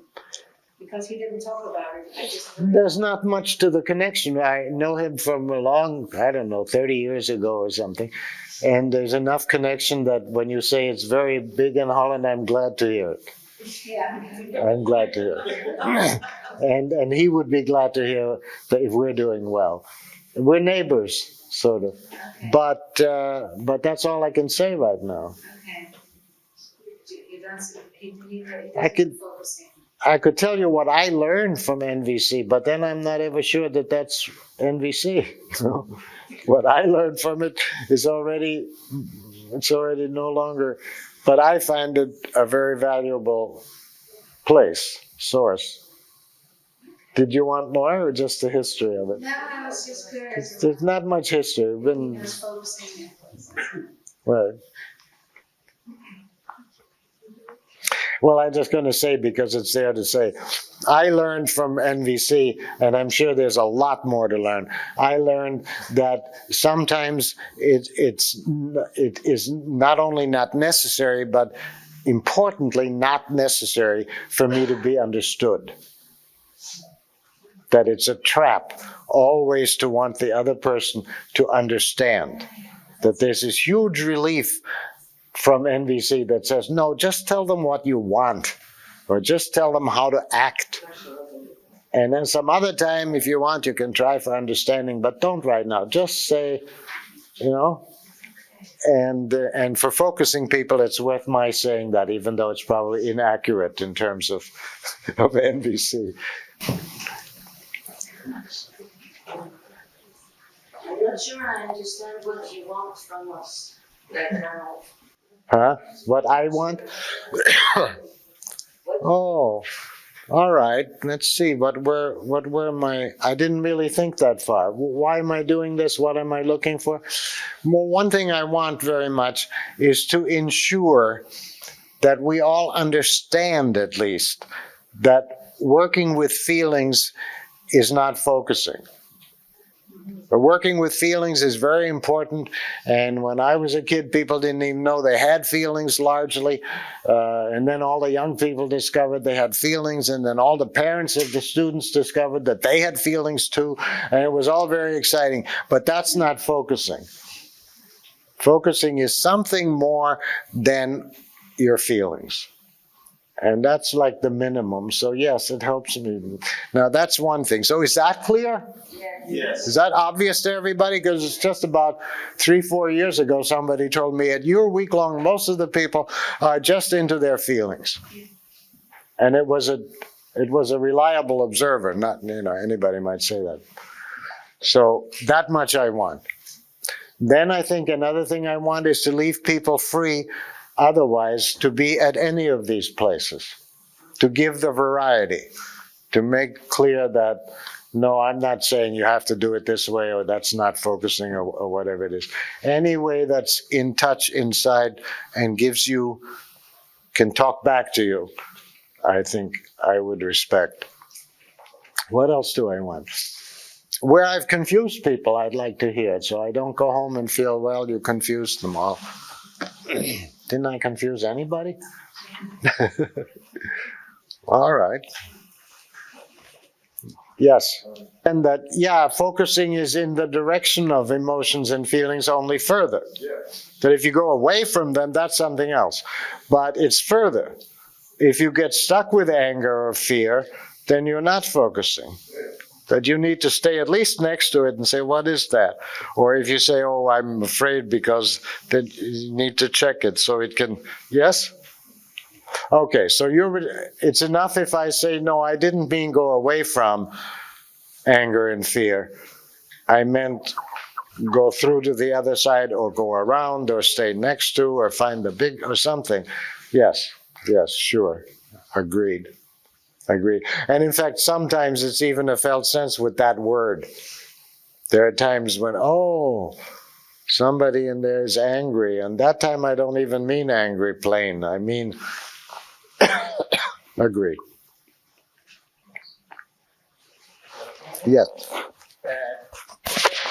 Do you consider focusing is a therapy?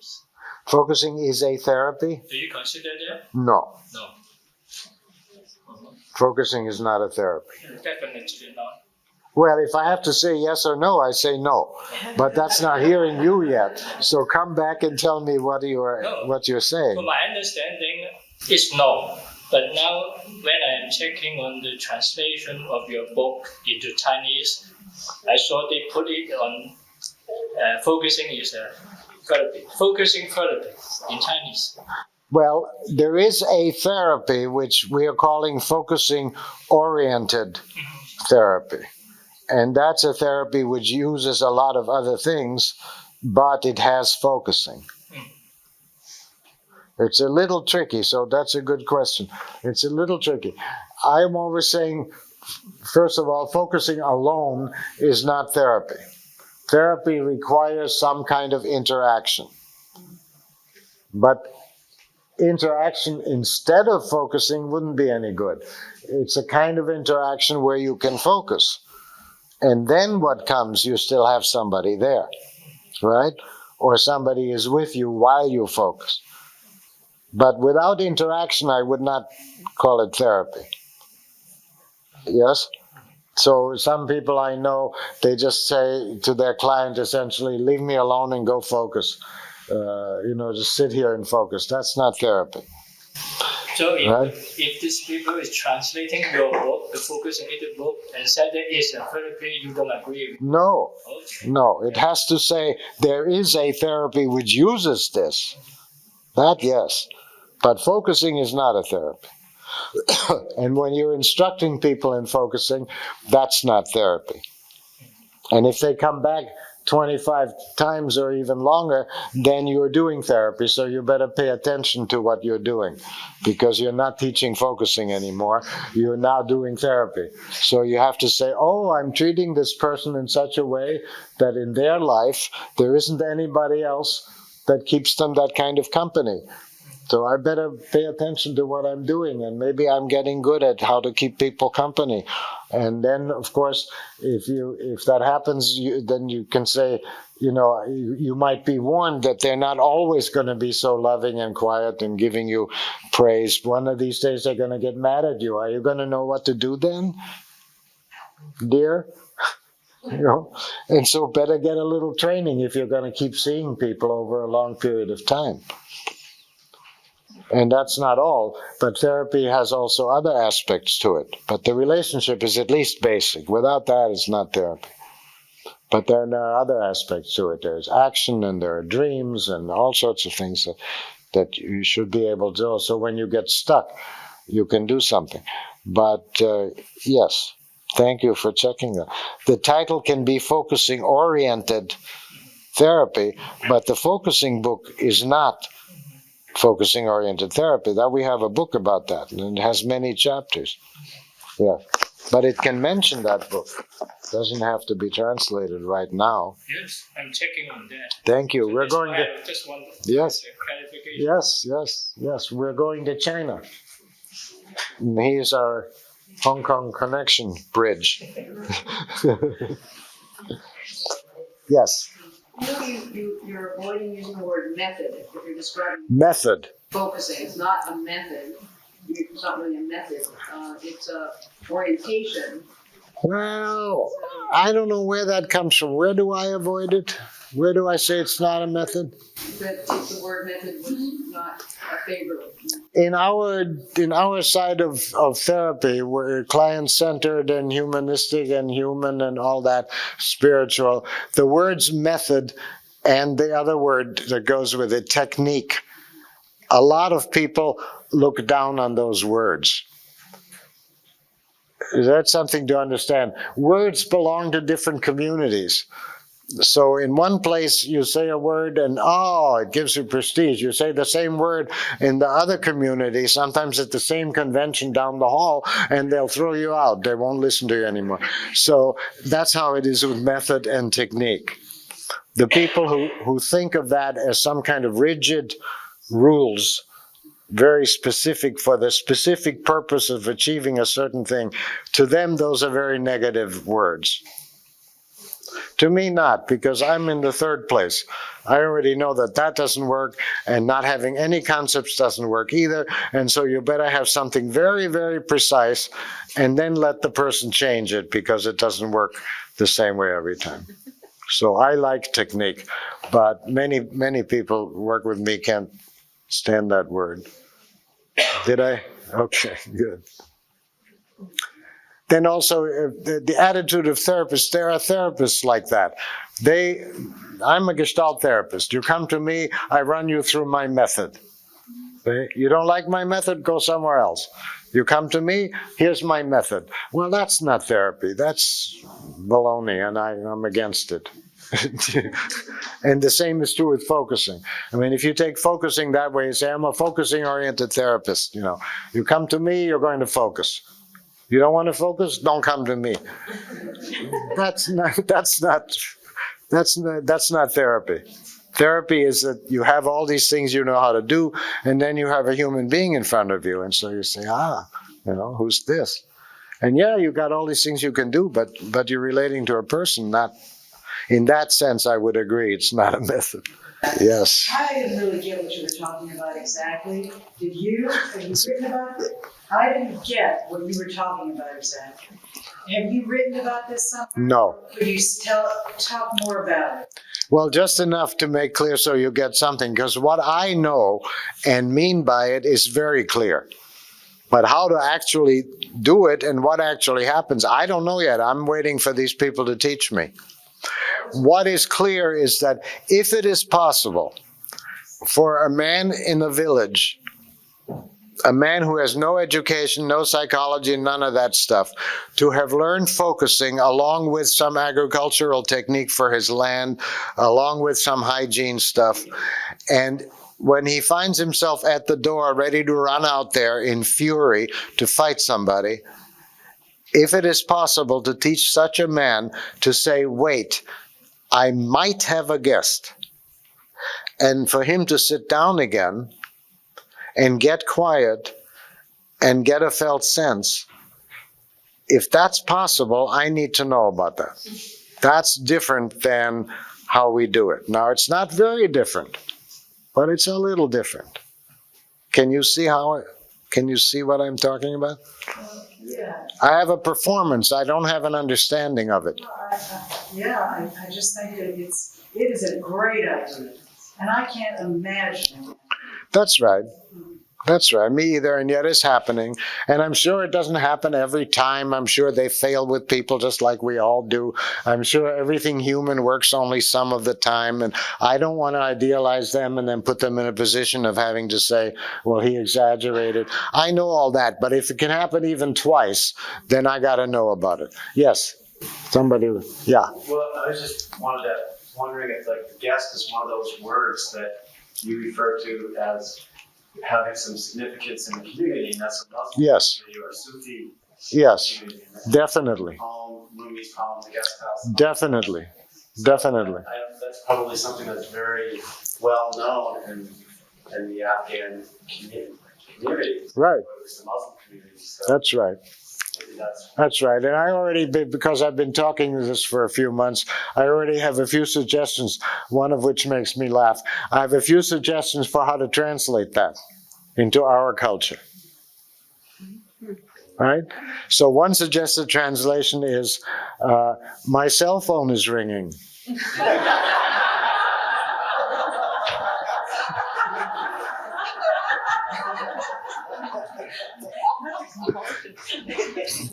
Because it is in that culture, everything stops when you have a guest. For us, it doesn't. So you need something, So what do we have like that? Well, but that doesn't quite have the sacredness with it. But we'll find it. We'll find it. But it's clear, cultural differences are very deep and important and unbridgeable, but they don't matter. Now, to explain that would take time, but it's like the human connection on the focusing level is so clear and immediate that it just doesn't matter. But people have to explain some detail for you, they have to tell you, but it goes like that. And then when that's over, then they matter again very much.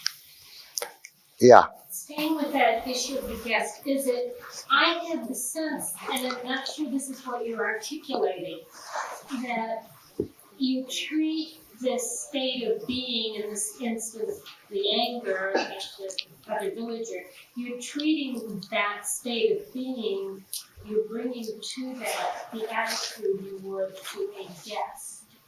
No, that's the point. No, but it's helpful. You're putting your finger right where I want to be. Thank you. No, my point is that the guest is not the murderer's fury that drives him out to fight. That's my point. What is the guest? What is the guest? It's, first of all, he knows he's furious. It's obvious. It's not something he has to discover, right? He knows he's furious. So when he says, wait, I might have a guest, it's something completely different. And that's what I mean here. It's like the felt sense is something completely different. So if you're just on the verbal conceptual level, but you're in touch with something different, that's already focusing. Or you can say it's the cloud behind the emotion. Or you can say when you get into this space, then you have a felt sense. Or you can do my gray wall and freshly say, there's this concrete. There's where you are. Finally, we hear from you. We're buried under this collapsed building. And then the guest. So all my 5 want to say the felt sense is something different from what you're feeling. It has to come. So maybe English for it would be, wait, I'll sit down and see, maybe a felt sense will come. That's something new for me to have said that. That's already where I'm going. If we could say to ourselves, okay, I've got all these feelings, but if I sit down and wait a minute or two, maybe a felt sense will come. And maybe not, but maybe it will come. So the feelings are like the tip of the iceberg. You have a sense that if you see the tip of the iceberg, there is something, yes. maybe something underneath. Yes, that's right. That's right. So you say, I see it, and it might be a piece of floating ice, but then again, it might have an iceberg. Except even that right now, I mean, that's true, I think. But right now, I'm not even wanting it to be that connected or so. I want them as different as I can get them. Just be like it's a knock at the door. Like it just alerts you to, your anger. Yeah. It's just the knock or the doorbell. The emotion. The emotion. Just alerts you to something more. Well, if I haven't got anything and I'm just slightly annoyed, and then I get this bell now, and all of a sudden the anger comes, that's possible, but I wouldn't call the anger a felt sense then for that. No. That's not what you meant. I didn't understand you.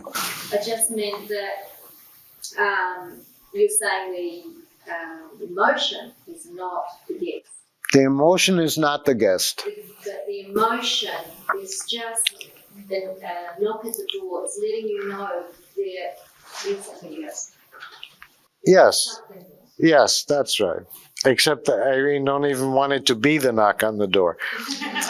Because same as the iceberg. Because right now what I'm interested in is you're in the kitchen, cooking boiling tar to throw on somebody, and the guest is something else. Much more like a spirit from somewhere that he said he left. Okay. Well, I was wondering if, for me maybe that there's actually an impulse coming from life that anger is, and that impulse is way different than what that anger looks like. Yes. So you're kind of that's right. When you connect with that other, that was really what that anger was about, but you don't know it until you open up to. Yeah, that's right.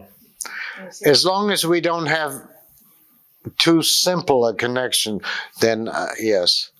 I mean, that is bigger, I mean, when I get the taste of right. the whole, there's so much in it I can't put into words. Right, and it's so much bigger, and yet that thing, and I know what you mean, is like the doorbell or like a call or like, well, you can't avoid it, and so then it pulls you, and then finally you realize, oh, that's not it at all. It's this.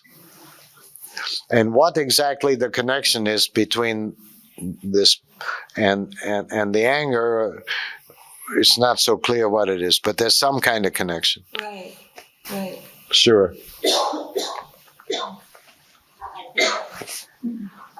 I'm getting confused on something that might be obvious. So, is it possible in the felt sense, it has different kinds of intensity? It is always vague and It's less intense, yes. but sometimes it happens that I could sense that there was something there, but it was really too vague. I really couldn't Yes. find no word. Yes. Symbol. Yes. So is it depending on the issue? I don't know. Now wait, let me catch up with you. But then if the question is, well, what does it depend on, then I don't know. But up to there, it was very clear. There are times when the felt sense is very distinct. And everything works just the way we describe it. So you have these feelings, and you go down, and you add, and it comes, and there it is, and then steps come from it, and it all works like that. But there are also times when something is not quite gelled. It's not quite, that. Instead of that, you have this sort of, and that's also a felt sense.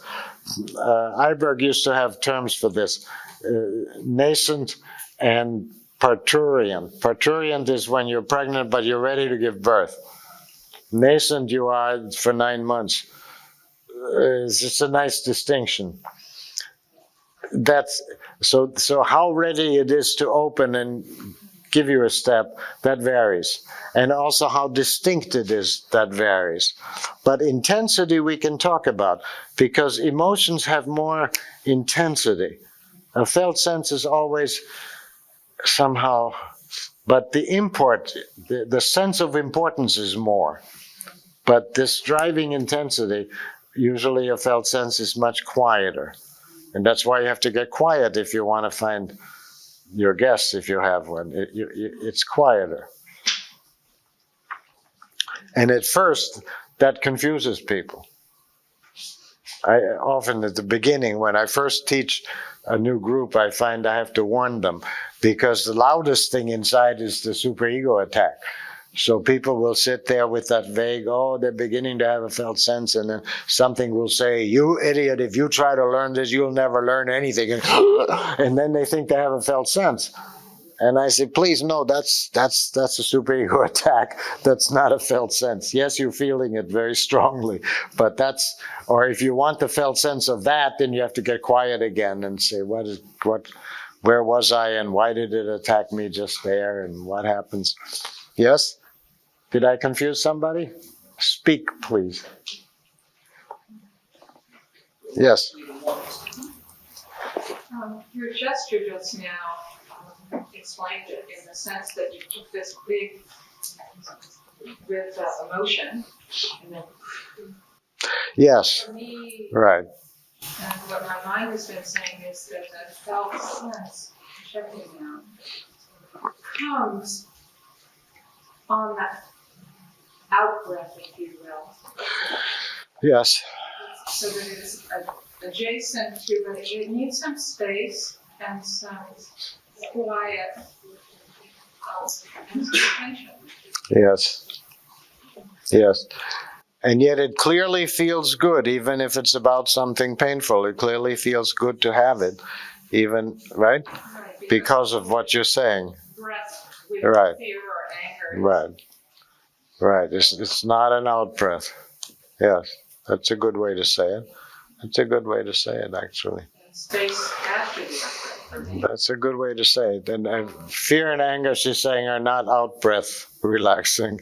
And that's so clear.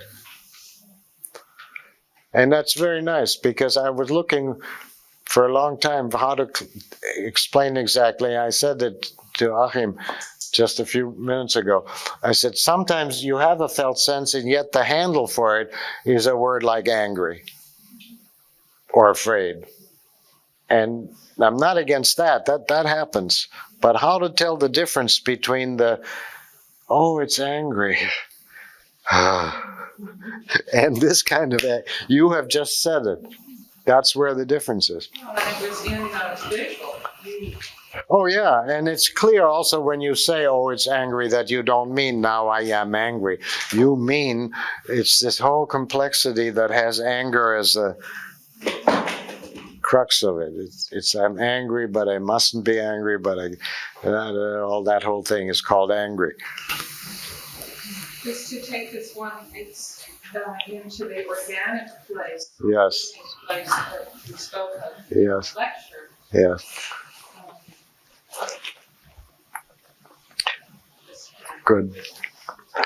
Good. So let me just summarize and let's have a break. The summary I would make is I'm urging you, and then write me back, by the way, confusions. Don't write me very long letters because then I won't read them, but anything like half a page I'd love to have from any of you on any subject. And this is one of those subjects. I would like to hear how clear the difference is between the feelings and the felt sense. Under them, behind them, the felt sense that has to come, the feelings are already there. How clear that can be.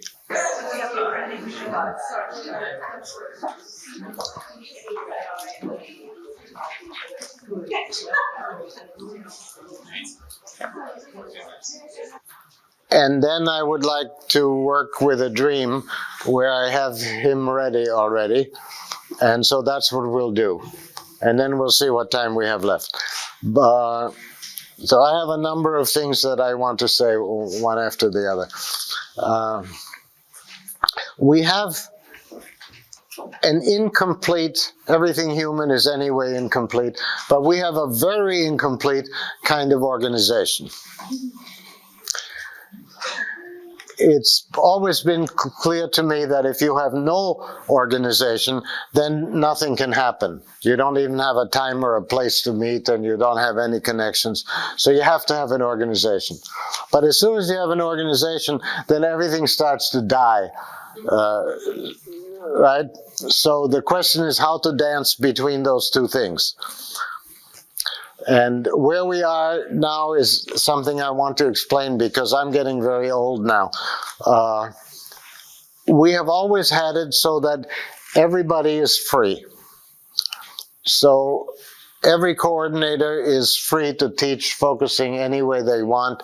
And of course, you're also free to go out and teach focusing any way you want.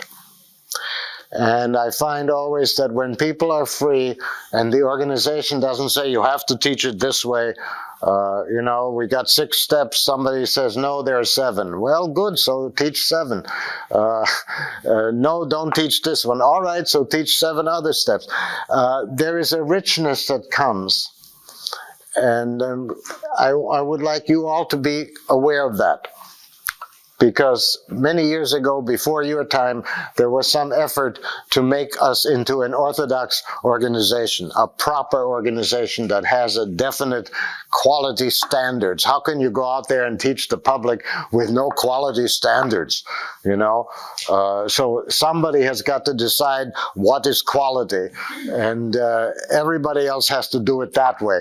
And it was very surprising to me that most of the coordinators of that time agreed with that.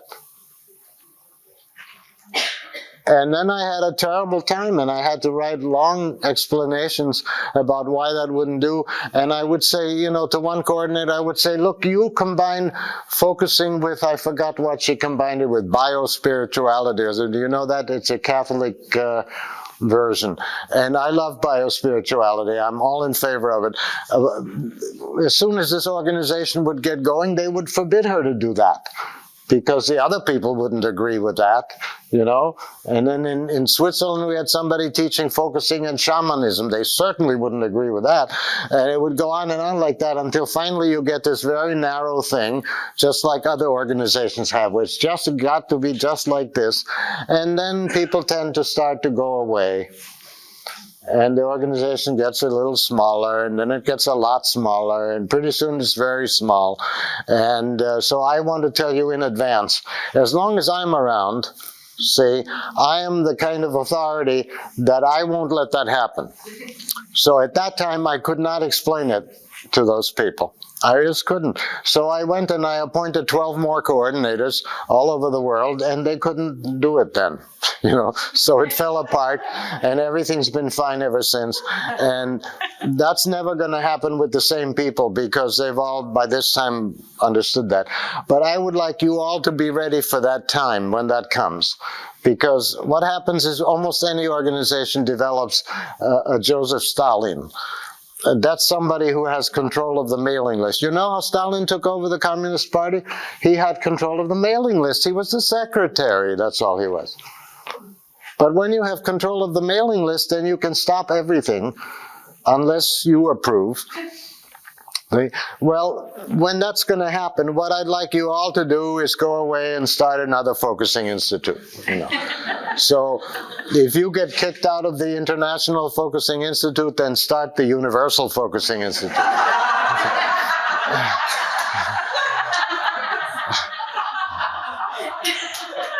Or if that's too big for you, then start the Belmont Avenue Focusing Institute. Anything like that. And get a few people together and be the center for that community which you're building. Don't just go away because now it's all turned sour. You follow me? Because that's probably going to happen, because the kind of person who has a talent for that usually doesn't have a feeling for the things that we're saying here and that we're all agreed upon. They have a talent for organizing. They can spend 2 weeks phoning everybody up and getting it ready and all that. And none of us have time to spend 2 weeks phoning everybody. So then there's a meeting and then everything is prepared and your people aren't there. And anyhow, when that happens, I'd like you to say, oh yeah, that's that. If those people want to have rules, let them have rules. That's fine. We'll even look at their rules. Maybe we learn something from them, but we do what we want. We're free. Yes? Yes. Okay. Now, okay, and that's really important because it's the future. Okay, now having said that, I want to admit that while we are successful in that respect, the assumption is that people talk to each other. That given that nobody can tell you how to teach focusing, you can be interested in how somebody teaches, right? Because in one sense, the more specific it can be, the more easily people find it. And yet, the more it's going to be something you wouldn't want to do exactly the same way. So I always think when people are free, they're free to be interested and learn from each other, right? And they're free to take initiative and to get together and to start things. And that part of organization so far is not working. Now, any minute it will, but right now it's not. People are not connected. They don't know about each other, what they're doing. The two people over here spent 3 years trying to build some kind of a grant application for working with prisoners. And over here, there's 10 people who don't know each other, who work in prisons using focusing and could participate but don't know about that's happening. That's where we are right now. We're going to build some kind of a MySpace, Facebook, something. We're going to build something where people can find out about each other. Then I want to say there are two spots where we're weak. We very often develop a new way to use focusing in some setting. Now, if it's therapy you're doing, that's fine, I'll leave you alone.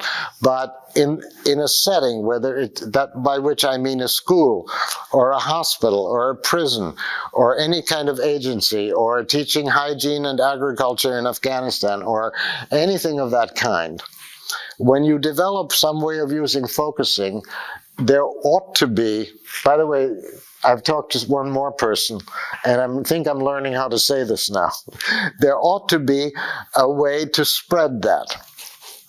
And in such a way that you don't necessarily personally have to go and spread it, which is a political job that most focusing people aren't very good at that. But that's fine. But there ought to be an understanding of how that works. And I'm going to learn more from Pat O'Midian about that when she comes in the spring and gives us a workshop, and all of us will. But I do understand this much now. I understand that in order to be doing that work, you are already under some kind of aegis, in some kind of structured slot that has a name. So in Afghanistan, it's called psychosocial services. And that way, when it works in a particular town, the next town can say, oh, maybe our psychosocial services could use that.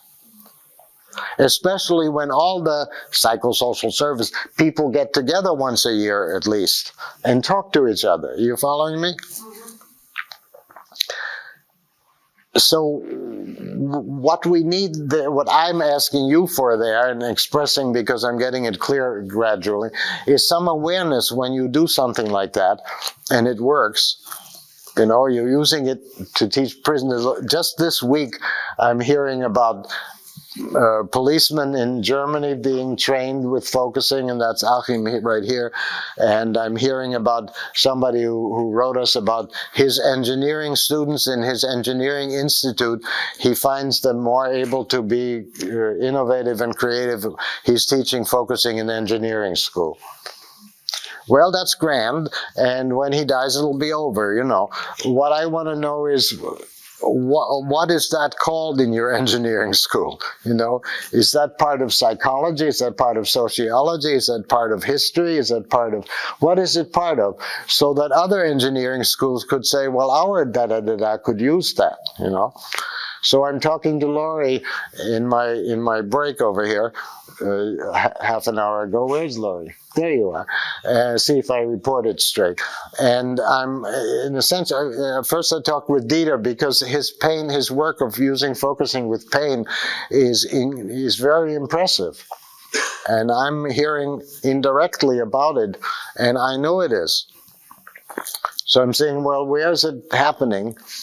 And what is it called, and under what aegis is it? Then I had the same conversation with Achim, and I said, well, but the police is sponsoring you, you know. What is it called? Well, he gave me what he calls it. Whatever that was, I've forgotten. What was it? Social scientist service. Social scientist service. No, that's what I finally got out of Achim. It's called social science service. Okay, now it has a name. Now it turns out that all the police departments, at least in that part of Germany, have a social science service. And they probably have a yearly convention. And they talk to each other. And so whatever this is that Achim does, it's a unit, and if it happens to be successful, then whoever runs your social science service will talk to the other social science service people, and they can adopt it if they want to. And, you know, 1/3 of them will want to, and that way things can move. So then Laurie tells me now she has a thing that really works with little children, and she does it in the library. So I say, well, in the library, that's grand. What is it called? She says, it's called making friends with your feelings. I say, well, that's what you call it. But what I mean is, what does the library call it? Well, they call it making friends with your feelings. Well, I said, okay, but in the library has to be able to justify letting you in there. You don't tell me you just walk in and pick a few little kids and corral them. Somebody's going to stop you very soon, because not everybody's allowed to get in the library and teach little children. So what do they call it? So finally I discovered that it has, of course, the kind of name I'm looking for. It's called enrichment. Learning enrichment. Okay, so now it turns out that under the heading of learning enrichment, you can talk about this thing. One of the problems with focusing, of course, is what you all know, is that you can't talk about it. You can't explain it. You can't tell somebody what the hell it is. But it's a kind of learning enrichment. That's what it is in libraries. You see what I'm saying? So, and the other request that I have is, if you do have something like that, send me a letter, a one-page letter. There's a little crux to what you're doing that would be really valuable for me to know. So there's a lady from Germany who teaches religious education, and this you can say in one page, what I'm now going to tell you.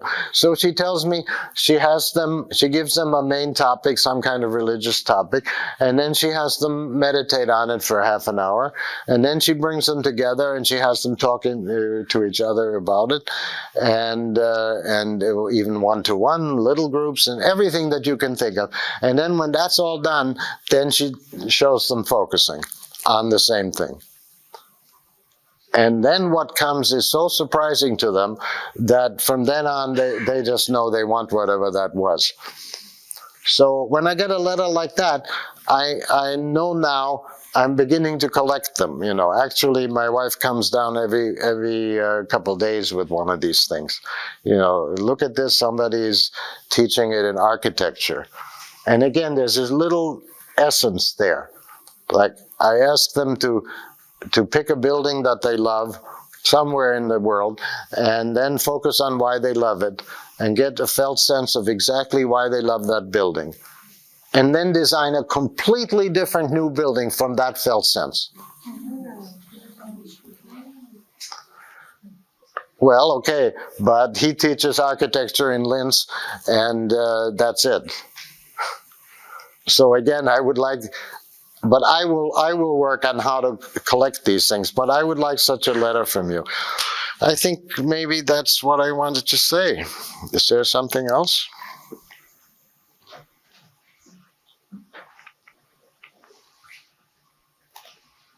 I'm pretty satisfied. There were 2 spots where the institute. Huh? Say again? You said there were 2 spots where. Oh, that's right. Thank you. There are 2 things I want, and such a letter is one of them. Thank you. That's right. The other thing that I want is if you want to pull together either these different things or any one particular thing. For example, if you would like to pull together the people that we have that use focusing in prisons, or with medical doctors, or in any particular area like that, any setting like that, then I would like to hear from you. Of course, that takes a certain organizational energy, organizational skill, organizational motivation. But it's the flip side of when I said, if you have something like that, write me a 1-page letter. But it's not like you have to do it. It isn't like I'm saying Achim should go to Bavaria and sell this thing to their police department. I'm not saying that at all. But if there is somebody who would like to pull together the different people who work with police, that would be very interesting to me. Because it's clear to me that any population, teach them focusing, as far as I'm concerned. It will make the police better, it will make everything better. So there are 2 things I'm asking. One is if you are working with focusing and something in some setting, write me a letter. The other thing I'm saying is if you, and you don't, doesn't have to be the same people, if you want to pull together some area, or even all these areas, but that's a lot, but some area, then I would like to hear from you. And that was it. That's nice. Okay. What you said about the word guess, really, I had to take a long time with that. Going back to the Guatemalan culture and trying to imagine the setting where you have a culture that is very quick to respond between the moment that they get angry and their response. Very violent, especially the men. Yes. Very violent. Yes. And I was thinking, just to have focusing act as a mediator from getting angry Yes. to taking action, just that space is already a big thing. Yes, I know. That's right. That's exactly what I feel. If he could stop at the door and go back and sit down, it's a big deal. It's huge. But I think these girls had some intuition, or they're very sensitive to find the right word in the culture. Oh, yeah. And I was trying to think, well, if I go back to Guatemala, would I use the same word? No. No. Maybe it would be messenger. Well, maybe I don't know. That's right. Well, maybe I would That's right. ask somebody in the culture. That's right. What would feel good to call Yes. after I teach one person here? Yes. But there's another thing that bothers me with this. Not bother, it doesn't fit. And for some reason, there's something there that doesn't fit. When you talk about clearing the space, if we have reached the part where there is a guest and there is a presence, when you talk about clearing the space, you're talking to the presence. Oh, yeah. No, clearing a space is up earlier. Once you have a guest, Once you have the guest. we're no clearing space anymore. Oh, because I understood. No, no. Oh. No, that's why I made 1, 2, 3, 4, 5. Clearing a space, I put 3. Yeah, because what I think would be good, at least thinking of myself working in Guatemala, is can you acknowledge that presence if I call it a messenger? Can you acknowledge that? Well, it has to come first. Yes. So you have to, After it comes. Yes. after it comes. Yes. Oh, once it comes, it's okay. Yeah. But how to talk about it before it comes? Yeah. That's the problem. Yeah. No. Right. Steps. Right. Right. But there is more to learn, and you're in Guatemala, so already the El Salvador people are talking with the Afghanistan people, so you can get into that. I will find out about the Guatemalan people, and it's so close I can visit. But are you connected with El Salvador? No, I will when I go back. Okay, good. I'm just finishing my. Yeah, no, I'm not trying to give you jobs to do. I just want to be sure that we don't connect with we connect with each other. It's very important that we think of the world vision. Yes. The sense of time. Yes. And it's not just a language barrier. It's another kind of barrier that you have when you work with a different culture. When you're not from the culture. Or when you're not from the culture. But you are from Guatemala, no? No. Oh, where are you from? Argentina? Working with the Cachiquel Indians. Oh, that's different. Sure, but where are you from? Argentina. Argentina. No, but I live Good. in Guatemala and I would work with Good. the people there. Good. But I find about culture, don't be too afraid of it. Just work with it. I have to talk a little bit about culture, and then I always tell the same story, so I'm a little embarrassed telling all the same story always. But when I'm in Japan, I find that's a very different culture. And whenever I'm working, that starts very formally. There's this directors of the organization that is bringing me, and there's all this arrangement, and I have to be very careful because I don't know what's going on. And if I move my hands too much, I'll do something wrong.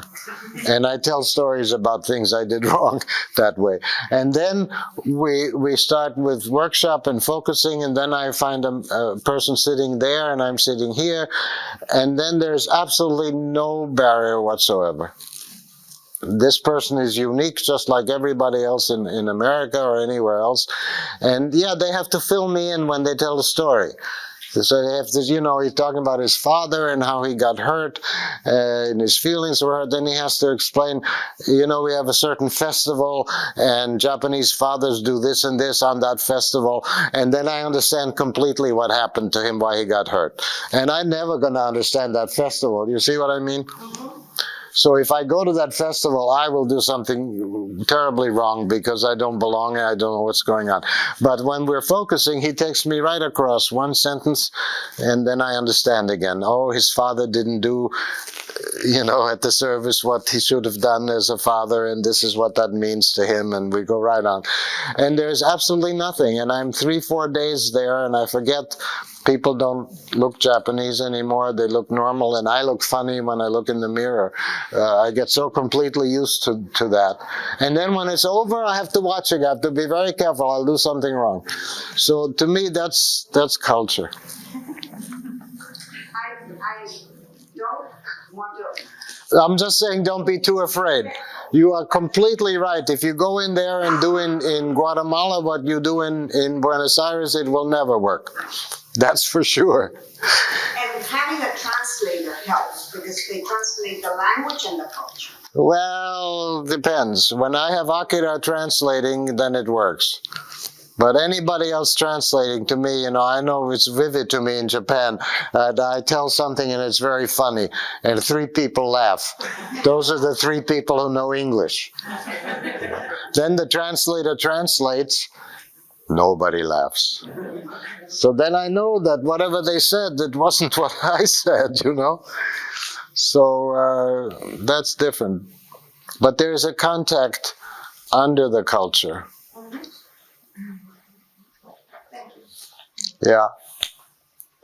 So both. It's terribly important, and don't ignore it for a minute. But don't be too afraid of it, because, okay. Somebody change the subject still? One more minute? Going. There's somebody. Yeah, you said something this morning about which I was wondering the implications. I think, as I'm understanding it, an important element of your Good. is that there's a carrying forward implicit in the life process. Yes. Concepts. Yes. So I'm wondering, what's your sense of the implications, if any, of that view for the notion that humans are innately good? That humans are what? Innately good. Innately good, yes. Does that carrying forward have a moral bias of some kind about human morality or about the direction of civilization? Are things getting better as a result of that carrying forward, both at the individual level and the species level? Oh, absolutely. But what do we mean by better? So then you have to turn and again go back to the life forward.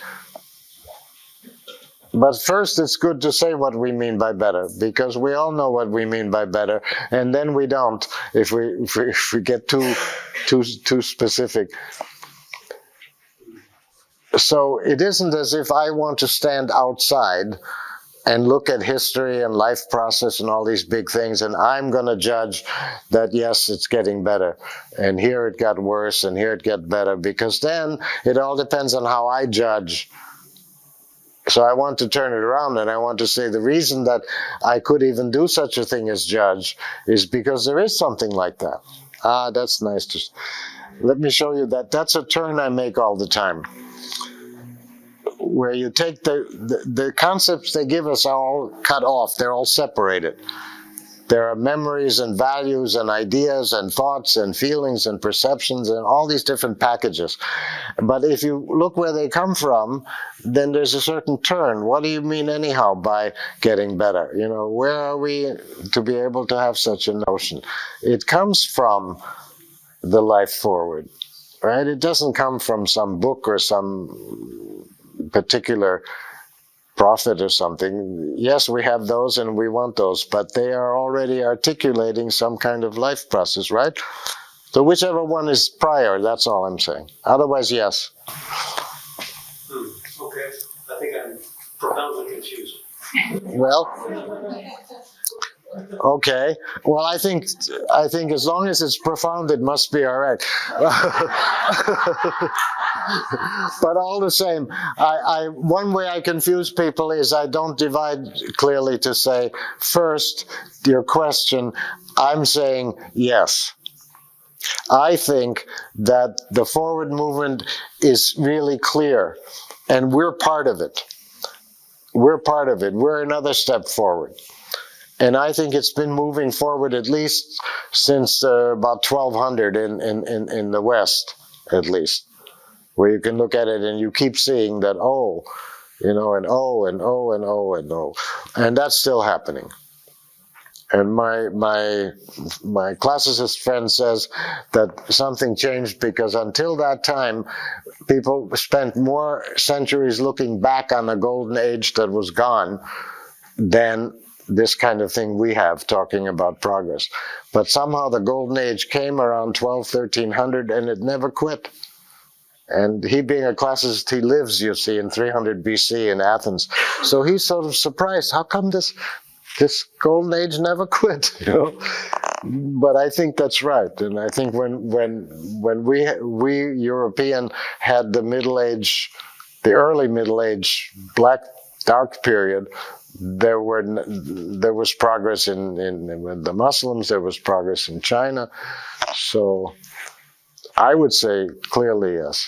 The social power keeps increasing, and then the evil increases too, though, because every time you complicate the motor, you can have more things going wrong, right? I mean, when you fluid drive, then the fluid can leak. So, and yet it's progress.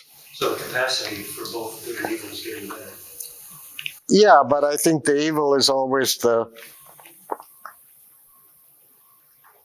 If there wasn't such a thing as forward, then there wouldn't be such a thing as evil either. Or another way, faster way of saying it, if it weren't also beautiful, then it wouldn't be sad. So there's something there that's understood but not conceptually understood. We live here in this upgrund, in this on this cliff over here, and we're doing better and better and better and better, but it's still the same location. You can still. Most of my years I lived on Lake Michigan, right on the shore, where this big lake is. And it brings you the infinity, and especially in the winter, it brings you the infinity, and it's all frozen over, but if you walk on it, you fall in. Ice in Chicago is not like in Canada. It's thin.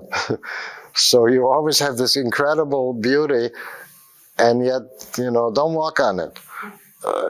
We live in this place here, where it's like this, and it's always on the edge of these awful things that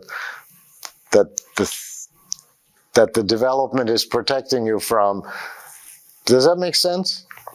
It's highly suggestive. So. That's all. Boy, if I said more than highly suggestive, I didn't mean it. Okay? Okay, good. Nobody dares to say more than highly suggestive at that spot. It's too scary. It's too, yeah, what did you say in that neighborhood of, I didn't hear what you said. The edge there being on the brink of the lake is beginning to sound like a Nietzsche's dream. Yeah, go away and come back. So let's stop and do the dream. Probably more there than we can say. Okay. Note or remember things that so I now do. You're going to move that around don't a make little any so we sense can to have you. a. Imagine And that if you're I don't doing say this it, you dream won't notice. with somebody. Maybe Doesn't I would have to like be you a to have client, it could noticed be your neighbor, that your I daughter, didn't your mother, understand. anybody. But you're Much listening to more a dream, than and then you I do understood. these things. And so afterwards, I'd like you to I say, didn't "What? know. Why did you do that? Why didn't you do this?" I tell you what I thought in a minute, but I take didn't notes if you have know notes anything on much. those things. So the first thing I want So to you say mustn't think about that method again, that you were somebody asked watching me some this kind of You were. mysterious the first thing that's knowledge. important to I me is now didn't it's have him. any knowledge. I can tell you Dreams, what I yeah, heard, sure. and I will tell you, but it's him. I So didn't the first have thing I any have to do is knowledge. I have to tell you, and now So we get were in just Japanese, lost. that And from then here when on we in, were lost, I'm I would do concerned what about I you, always and I do. don't I care say, about well, what them. does If this they room get bored, remind they you can of? go Where out. were you last in such a hotel? What was this? And How where's she's such a saying it. road? And where's such a mountain? And And where I are always work, windows? when And I work where's with there a somebody room here, that feels I like forget that? all about you. So take care of And then yourself. something If you get bored, happens. go out. Right? Somebody will be there already. So have then it gone out happened. before you. You can talk with them. And then we're glad. I'm not worried about them. Then I also Okay, want to, so this it's I not say like you always missed when I work with something. somebody, I want you to I know, want to make you clear don't have to tell that this group that's everything. What happened is what just what you want saw. to tell. Okay, and I now, work like that meanwhile, many times with I people, am, and it's what very I'm important hearing, because I if will you also feel tell like you. I'm not But the defensive, important I thing will at say some everything. point, remember, Then it I stops said in to here, him, and you don't do even get you anything. know what So when this something is about? comes suddenly, oh, keep And it he for said, yourself. Don't say yes. it right away. And then afterwards, you So can after tell me that, something. I was It's about fine. my father. Maybe Okay? not even that. If he Something had said came. no, I don't then tell we you would what. have worked So then you're until free. that Okay. comes. That's All a right. distinct So that's stage important. in working with Now him. All of a about sudden, dreams. this The reminds you most of that, important and then thing to ooh, me, and I there said it is, and now already, you about know working what it with is a dream about. You don't yet is have to any make help, it but you good know what it's between about. him and his dream. But he It already is knew not what it was important about. to So interpret then I one could dream, relax because that he can far. have another dream Then tonight, I knew, and oh, tomorrow the night, problem, and every night. the living So it's not as if we problem have to is interpret here. this dream. Just that So we we will just be glad try to this have and the this dream, and this we'll and make that and that, friends and with the dream. eventually Then something I want will to tell come. you that to me it's very important to tell the And then dream something just came. exactly with all And the then, detail. please, I need because you to the understand, I guest, don't the know message where something is will come. usually in the detail. So tell your dream. Yes? Then I would like you to notice that I expected something to come that the room would remind him of. And I asked him maybe 3 times, and he said something else, and I came back and said, where is there a room like this? And he essentially said, leave me alone with the room, but this, on the way to where I was, then that's where something was, right? First he said there were hot springs on the way, but then, so finally I said then the right question, Yes. which I didn't have at first. I said, well, what happened there when you were there? Yes. Yeah. And then he Yes, said, well, now it was did very people good, hear but I that, had to what she return. said? Okay, then it's good. So then I said something like, well, what was, oh, it felt very good, it was very warm, it was obviously a good thing. And then I remembered, and I said, what was this return? What's that return about? And he said, well, you have to live in the world, and you can't live from And there. slowly And that's start how at the we came to beginning this and tell me place from the beginning with the what you division. saw in the dream. Yes? Because I'm reporting to you what I knew and what I didn't know, so you won't think it was so mysterious. Once he could remember this very good time, and also that somehow you had to return, you couldn't be there. Then I knew something again. Okay, so then I knew enough to say, can we have both? And that's that very important thing that I know about dreams. I always go looking for where in this dream is the positive thing. And it could be something you don't expect. It could be a beautiful rock, or it could be, you don't ever know what it is, but all of a sudden you find, here is something positive. And then the problem comes back and we lose the positive. No, wait, I said, let's hang on to that. Steep cliff. That's bringing something. So for me, it was a very standard method. I like that theme about method here to see what I mean. I know very definitely when we find something positive that makes me feel warm here, and that's what the dream brings in the first place, is a beautiful sexual scene. And this again now reminds me, and that was good, but I had to come back. Bus is climbing. So then I said, well, can we have both? We're working on a problem. I don't have to know what the problem is. I don't know what it is. He knows. That's good enough. But we're working on, they're working on the problem. The ones that send the dream, you know, they're working on the problem. And here is now clear that they're bringing us this way to feel. So if But the you bus is aren't going on allowed. this So bumpy can road we on have the both? edge of a Was cliff, my and it's big scary contribution because to you can this fall off process. the cliff Okay. in the bus. Know enough to do that, because I don't want to Old work on the bus. problem until I get the help that's being sent. Like if somebody sends you help, you don't just ignore the package and go work on your problems. You open the package. So I'm opening the package because here in somewhere in a dream, it's always there's some help. So we found it. So then the problem was, can we work on the problem together with the help? And after that, it became easy, because then it turned out that that was exactly in some way the issue. That, you know, so I stumbled from there on into the process that happened in him, that brought some tears, and then that brought everything. And so do I know what it was about? No, of course not. But I know what happened, right? Are you with me? Now, how I heard the first thing. A crater. I know something there again, so I want to say it. Very often, in a dream or a fantasy, sometimes even, and there are hot springs they, there. The hot springs whatever the hell it comes from, send instructions. The hot springs are and then I pay very careful attention to instructions. And I have in my book on dreams, in my therapy book, very examples of this. Like we're working on this very, very touchy problem that I won't even say the word of it. And then the instructions come. They say, no, there is a fence here that has those things sticking up that you cannot climb this fence. But further down, there is a hole in the fence. Oh, I'm hearing instructions, you see, when I hear that kind of dream. So when this dream said, well, there's a crater and there are poisonous fumes from there, but there is a hot springs on this right side here, and then over here, there is a place where you can stand, but it cliffs off too quickly. Then those to me are instructions, right? And the first thing I want to know is there a space there? Can you stand there? And he says, yeah, it's 1 meter, but it's very scary because it's Like there. So then I say, oh, good. They sent instructions that we can Poisonous follow. air comes out So if from we the have to crater. go there, that's where Ah, we're going to yeah. be. We're going to be right there, right? Because those are very specific, precise instructions. But then comes the second scene, and I'm now here, all right, this is what it's about somehow. And it's serious, it's not trivial, because it's got a feeling to it, and poisonous fumes. And oh, there's even an old man. In dreams, old people know things. In reality, they don't necessarily. I'm an old person, I can say that. But in dreams, they know things. So when an old person says the exact instructions, you pay attention. So I got that. But then we didn't have to, because when we looked at the second story, it tells you what it's about. We don't know what it's about, but he knows. There it is. That's what it's about. Okay. So then we could work with the sex. So am I clear why I ignored everything in the important part of the dream? Okay.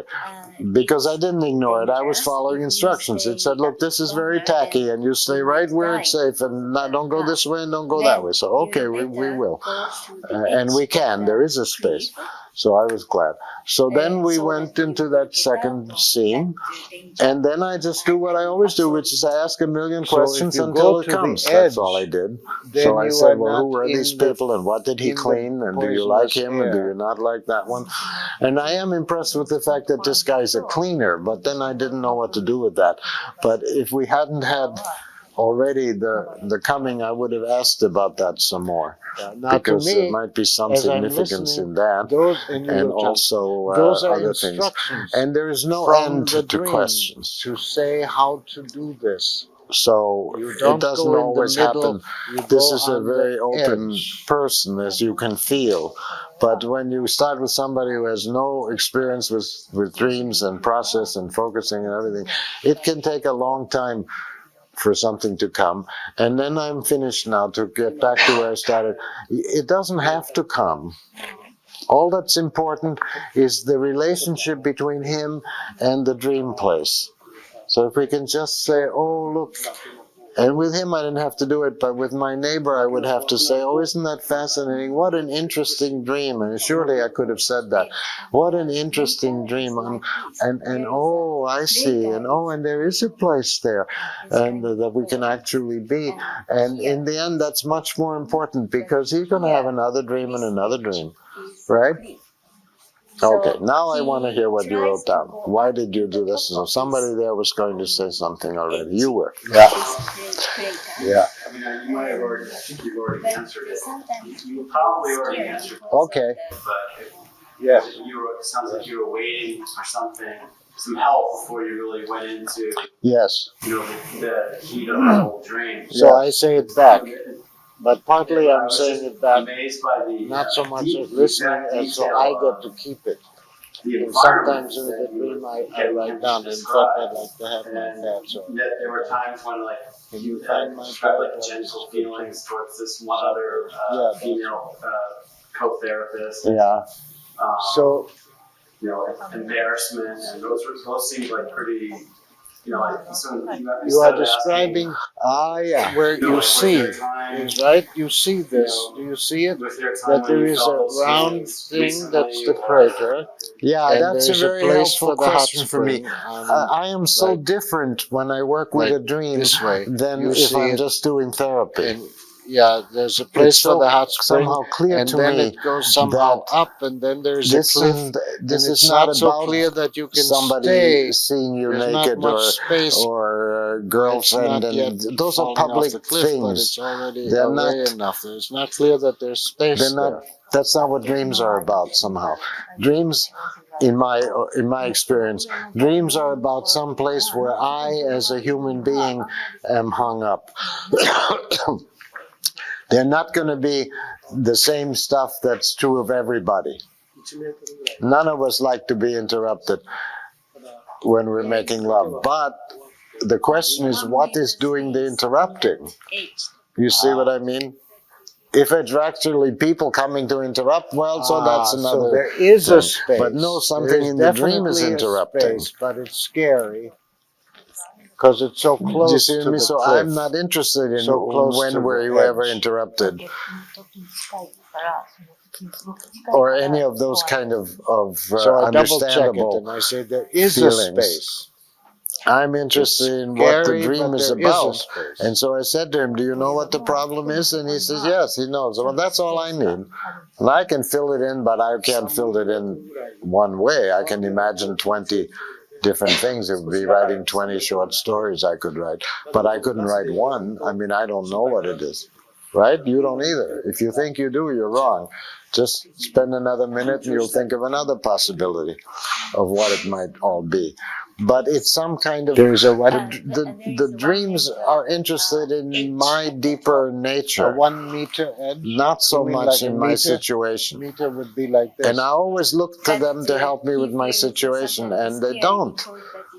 And I'm mad at them for that for some years. Now I'm sort of recovered. They don't. I say, well, help me with this situation. And they say, no, we sent you this story with this situation because Then you it's have to poison. change. And then, of course, I see that if I So it's change, not then so the safe, situation but changes safer too. So in in an that meter indirect way, they space are willing to help me. is safer But than I'm going sort down, of the right? kind of person I am. I would like to just help the situation and leave me alone. They won't do it. So it's like that. So did I answer that? There's a lot of grist for a therapy session that I'm not interested in when I'm doing the dream. Also standard feelings, like I dreamed that my father died and it was so sad and I cried and cried. I don't care about that.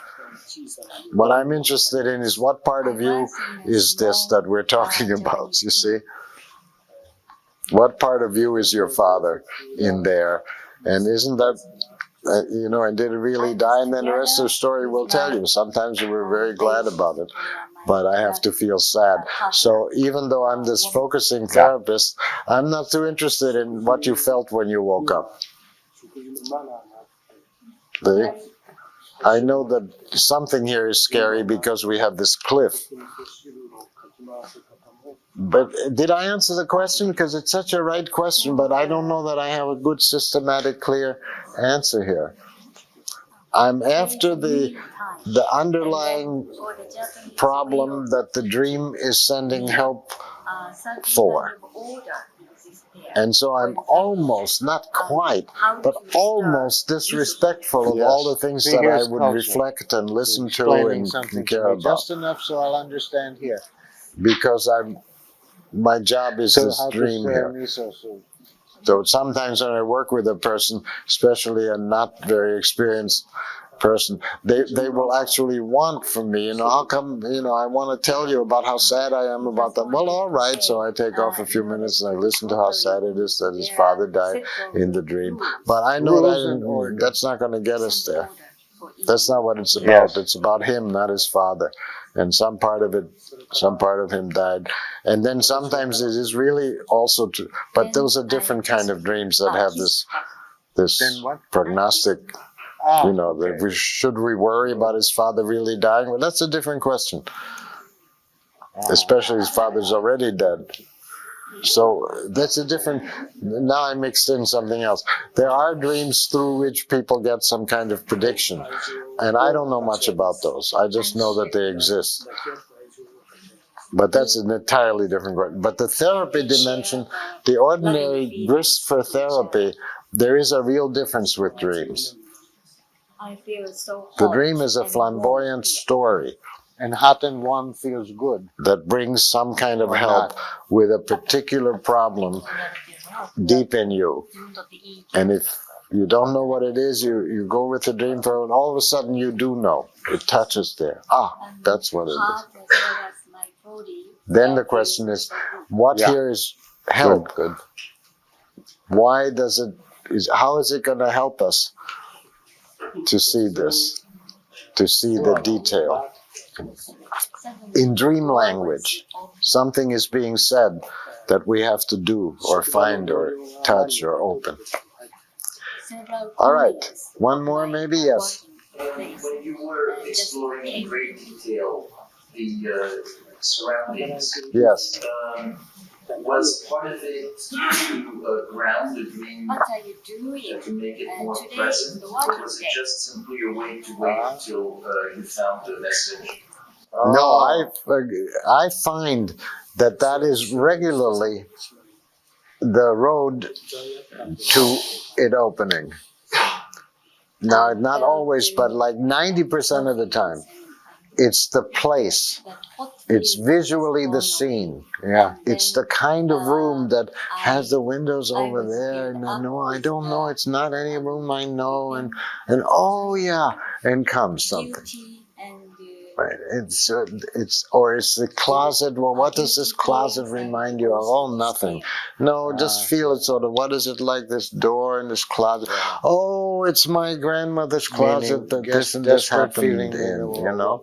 What can Or, you oh, do to it's something by the desperate window there that I desperate can't feeling. see well. Where's it? Oh, this is my childhood room in that other house that we moved away from. Then nothing was ever good again after that. Oh, I see. Well, what was that thing by the windows in your child room?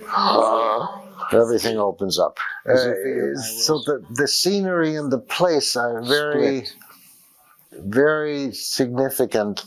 And at the same time, you're not touching the problem before you find the help. That part you understood. Yes. Yes.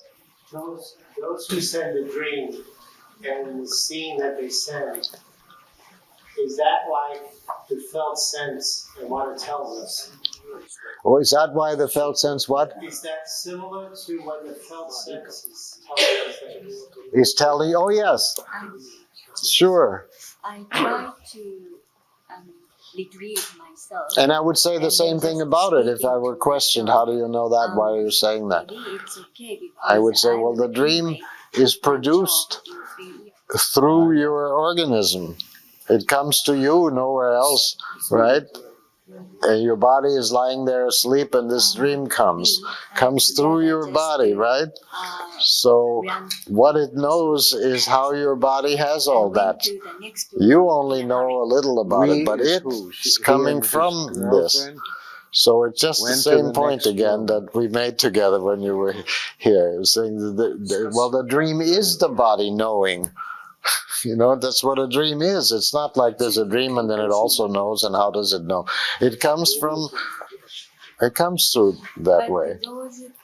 And then I'm always glad that it's working on there. Like this one time, often actually, not just once, people dream that the workmen are coming with the yellow hats, you know, the hard hat people, the plumbers or whatnot, and they're working in the basement. Then I always say, oh, I'm glad. Therefore, they need to pick up some tools. And I feel that way. I feel like, well, we don't usually understand what they're doing down there anyhow. Not so much to follow him and her, but to pick up these tools in that Here's what were you going to say? To health check the villages. About your distinction between doing this for as a dream in itself, not in the therapeutic context. Yes. The difference. Yes. That in this context, you're really, in both contexts, I'm assuming you go for the help. I mean, that's that. But now you go further after you found out that this worked. Yeah. Oh, sure. Oh, sure.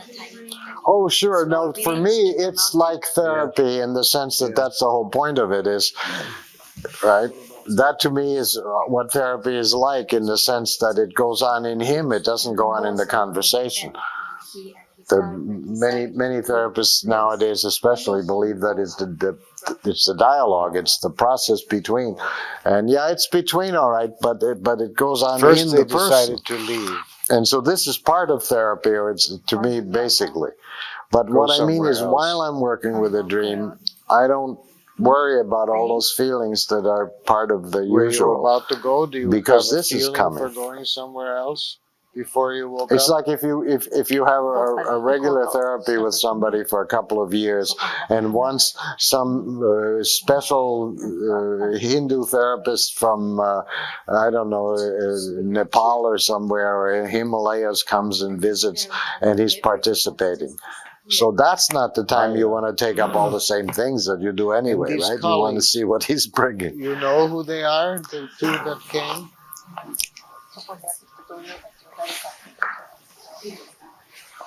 今まで夢って映像は必ず来てたんですけども、ガリソンに来てここで2回ほど夢見たんですけれども、それは全然映像がなくて体の感じだけで目が覚めて、あ、これは夢かなって。 Okay, stop a minute so she can translate.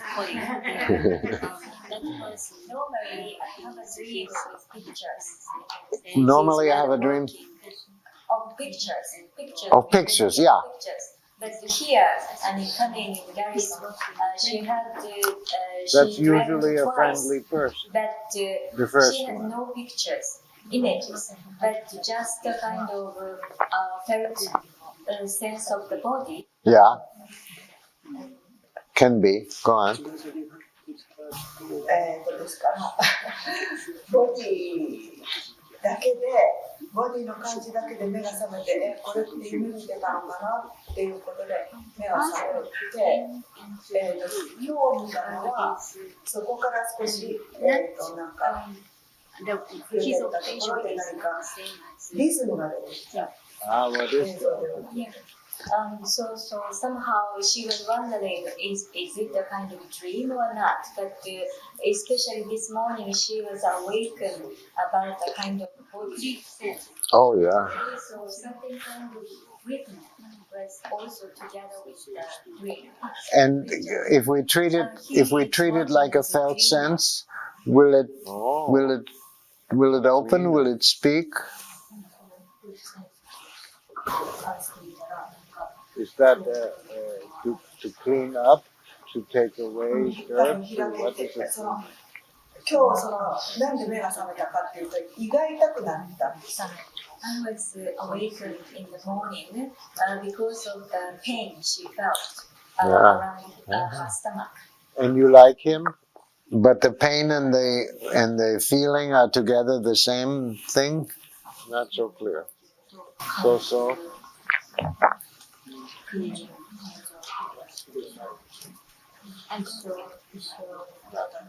And that's not the same one. The first one that came when the door first opened, that's a different one. That one you like. Oh, good, because I think the feeling will open. That if I just say very quietly, what is that about? Can you say it like that? What is that about?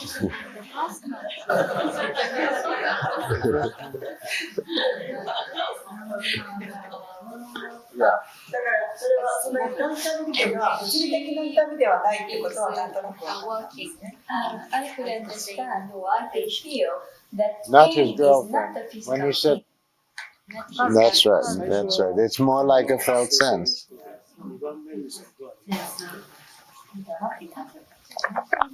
だからちょっと今聞きたいのは、その映像がないものも夢なんでしょうかねっていうことなんです。 So I would like to clarify the question. I'd like to ask you, those dreams without pictures, also you could And he likes her? dream. Well, it's a different thing, but it comes. I do not know. If we want to, we can call it a dream. I would say it's some kind of gift from over there, but maybe not a dream. I feel such as she watching. It's always good to make sure you give it a chance to open. She might be very disappointed about him. Okay. She saw I think we're all right. he together. Thank you for coming. Yes.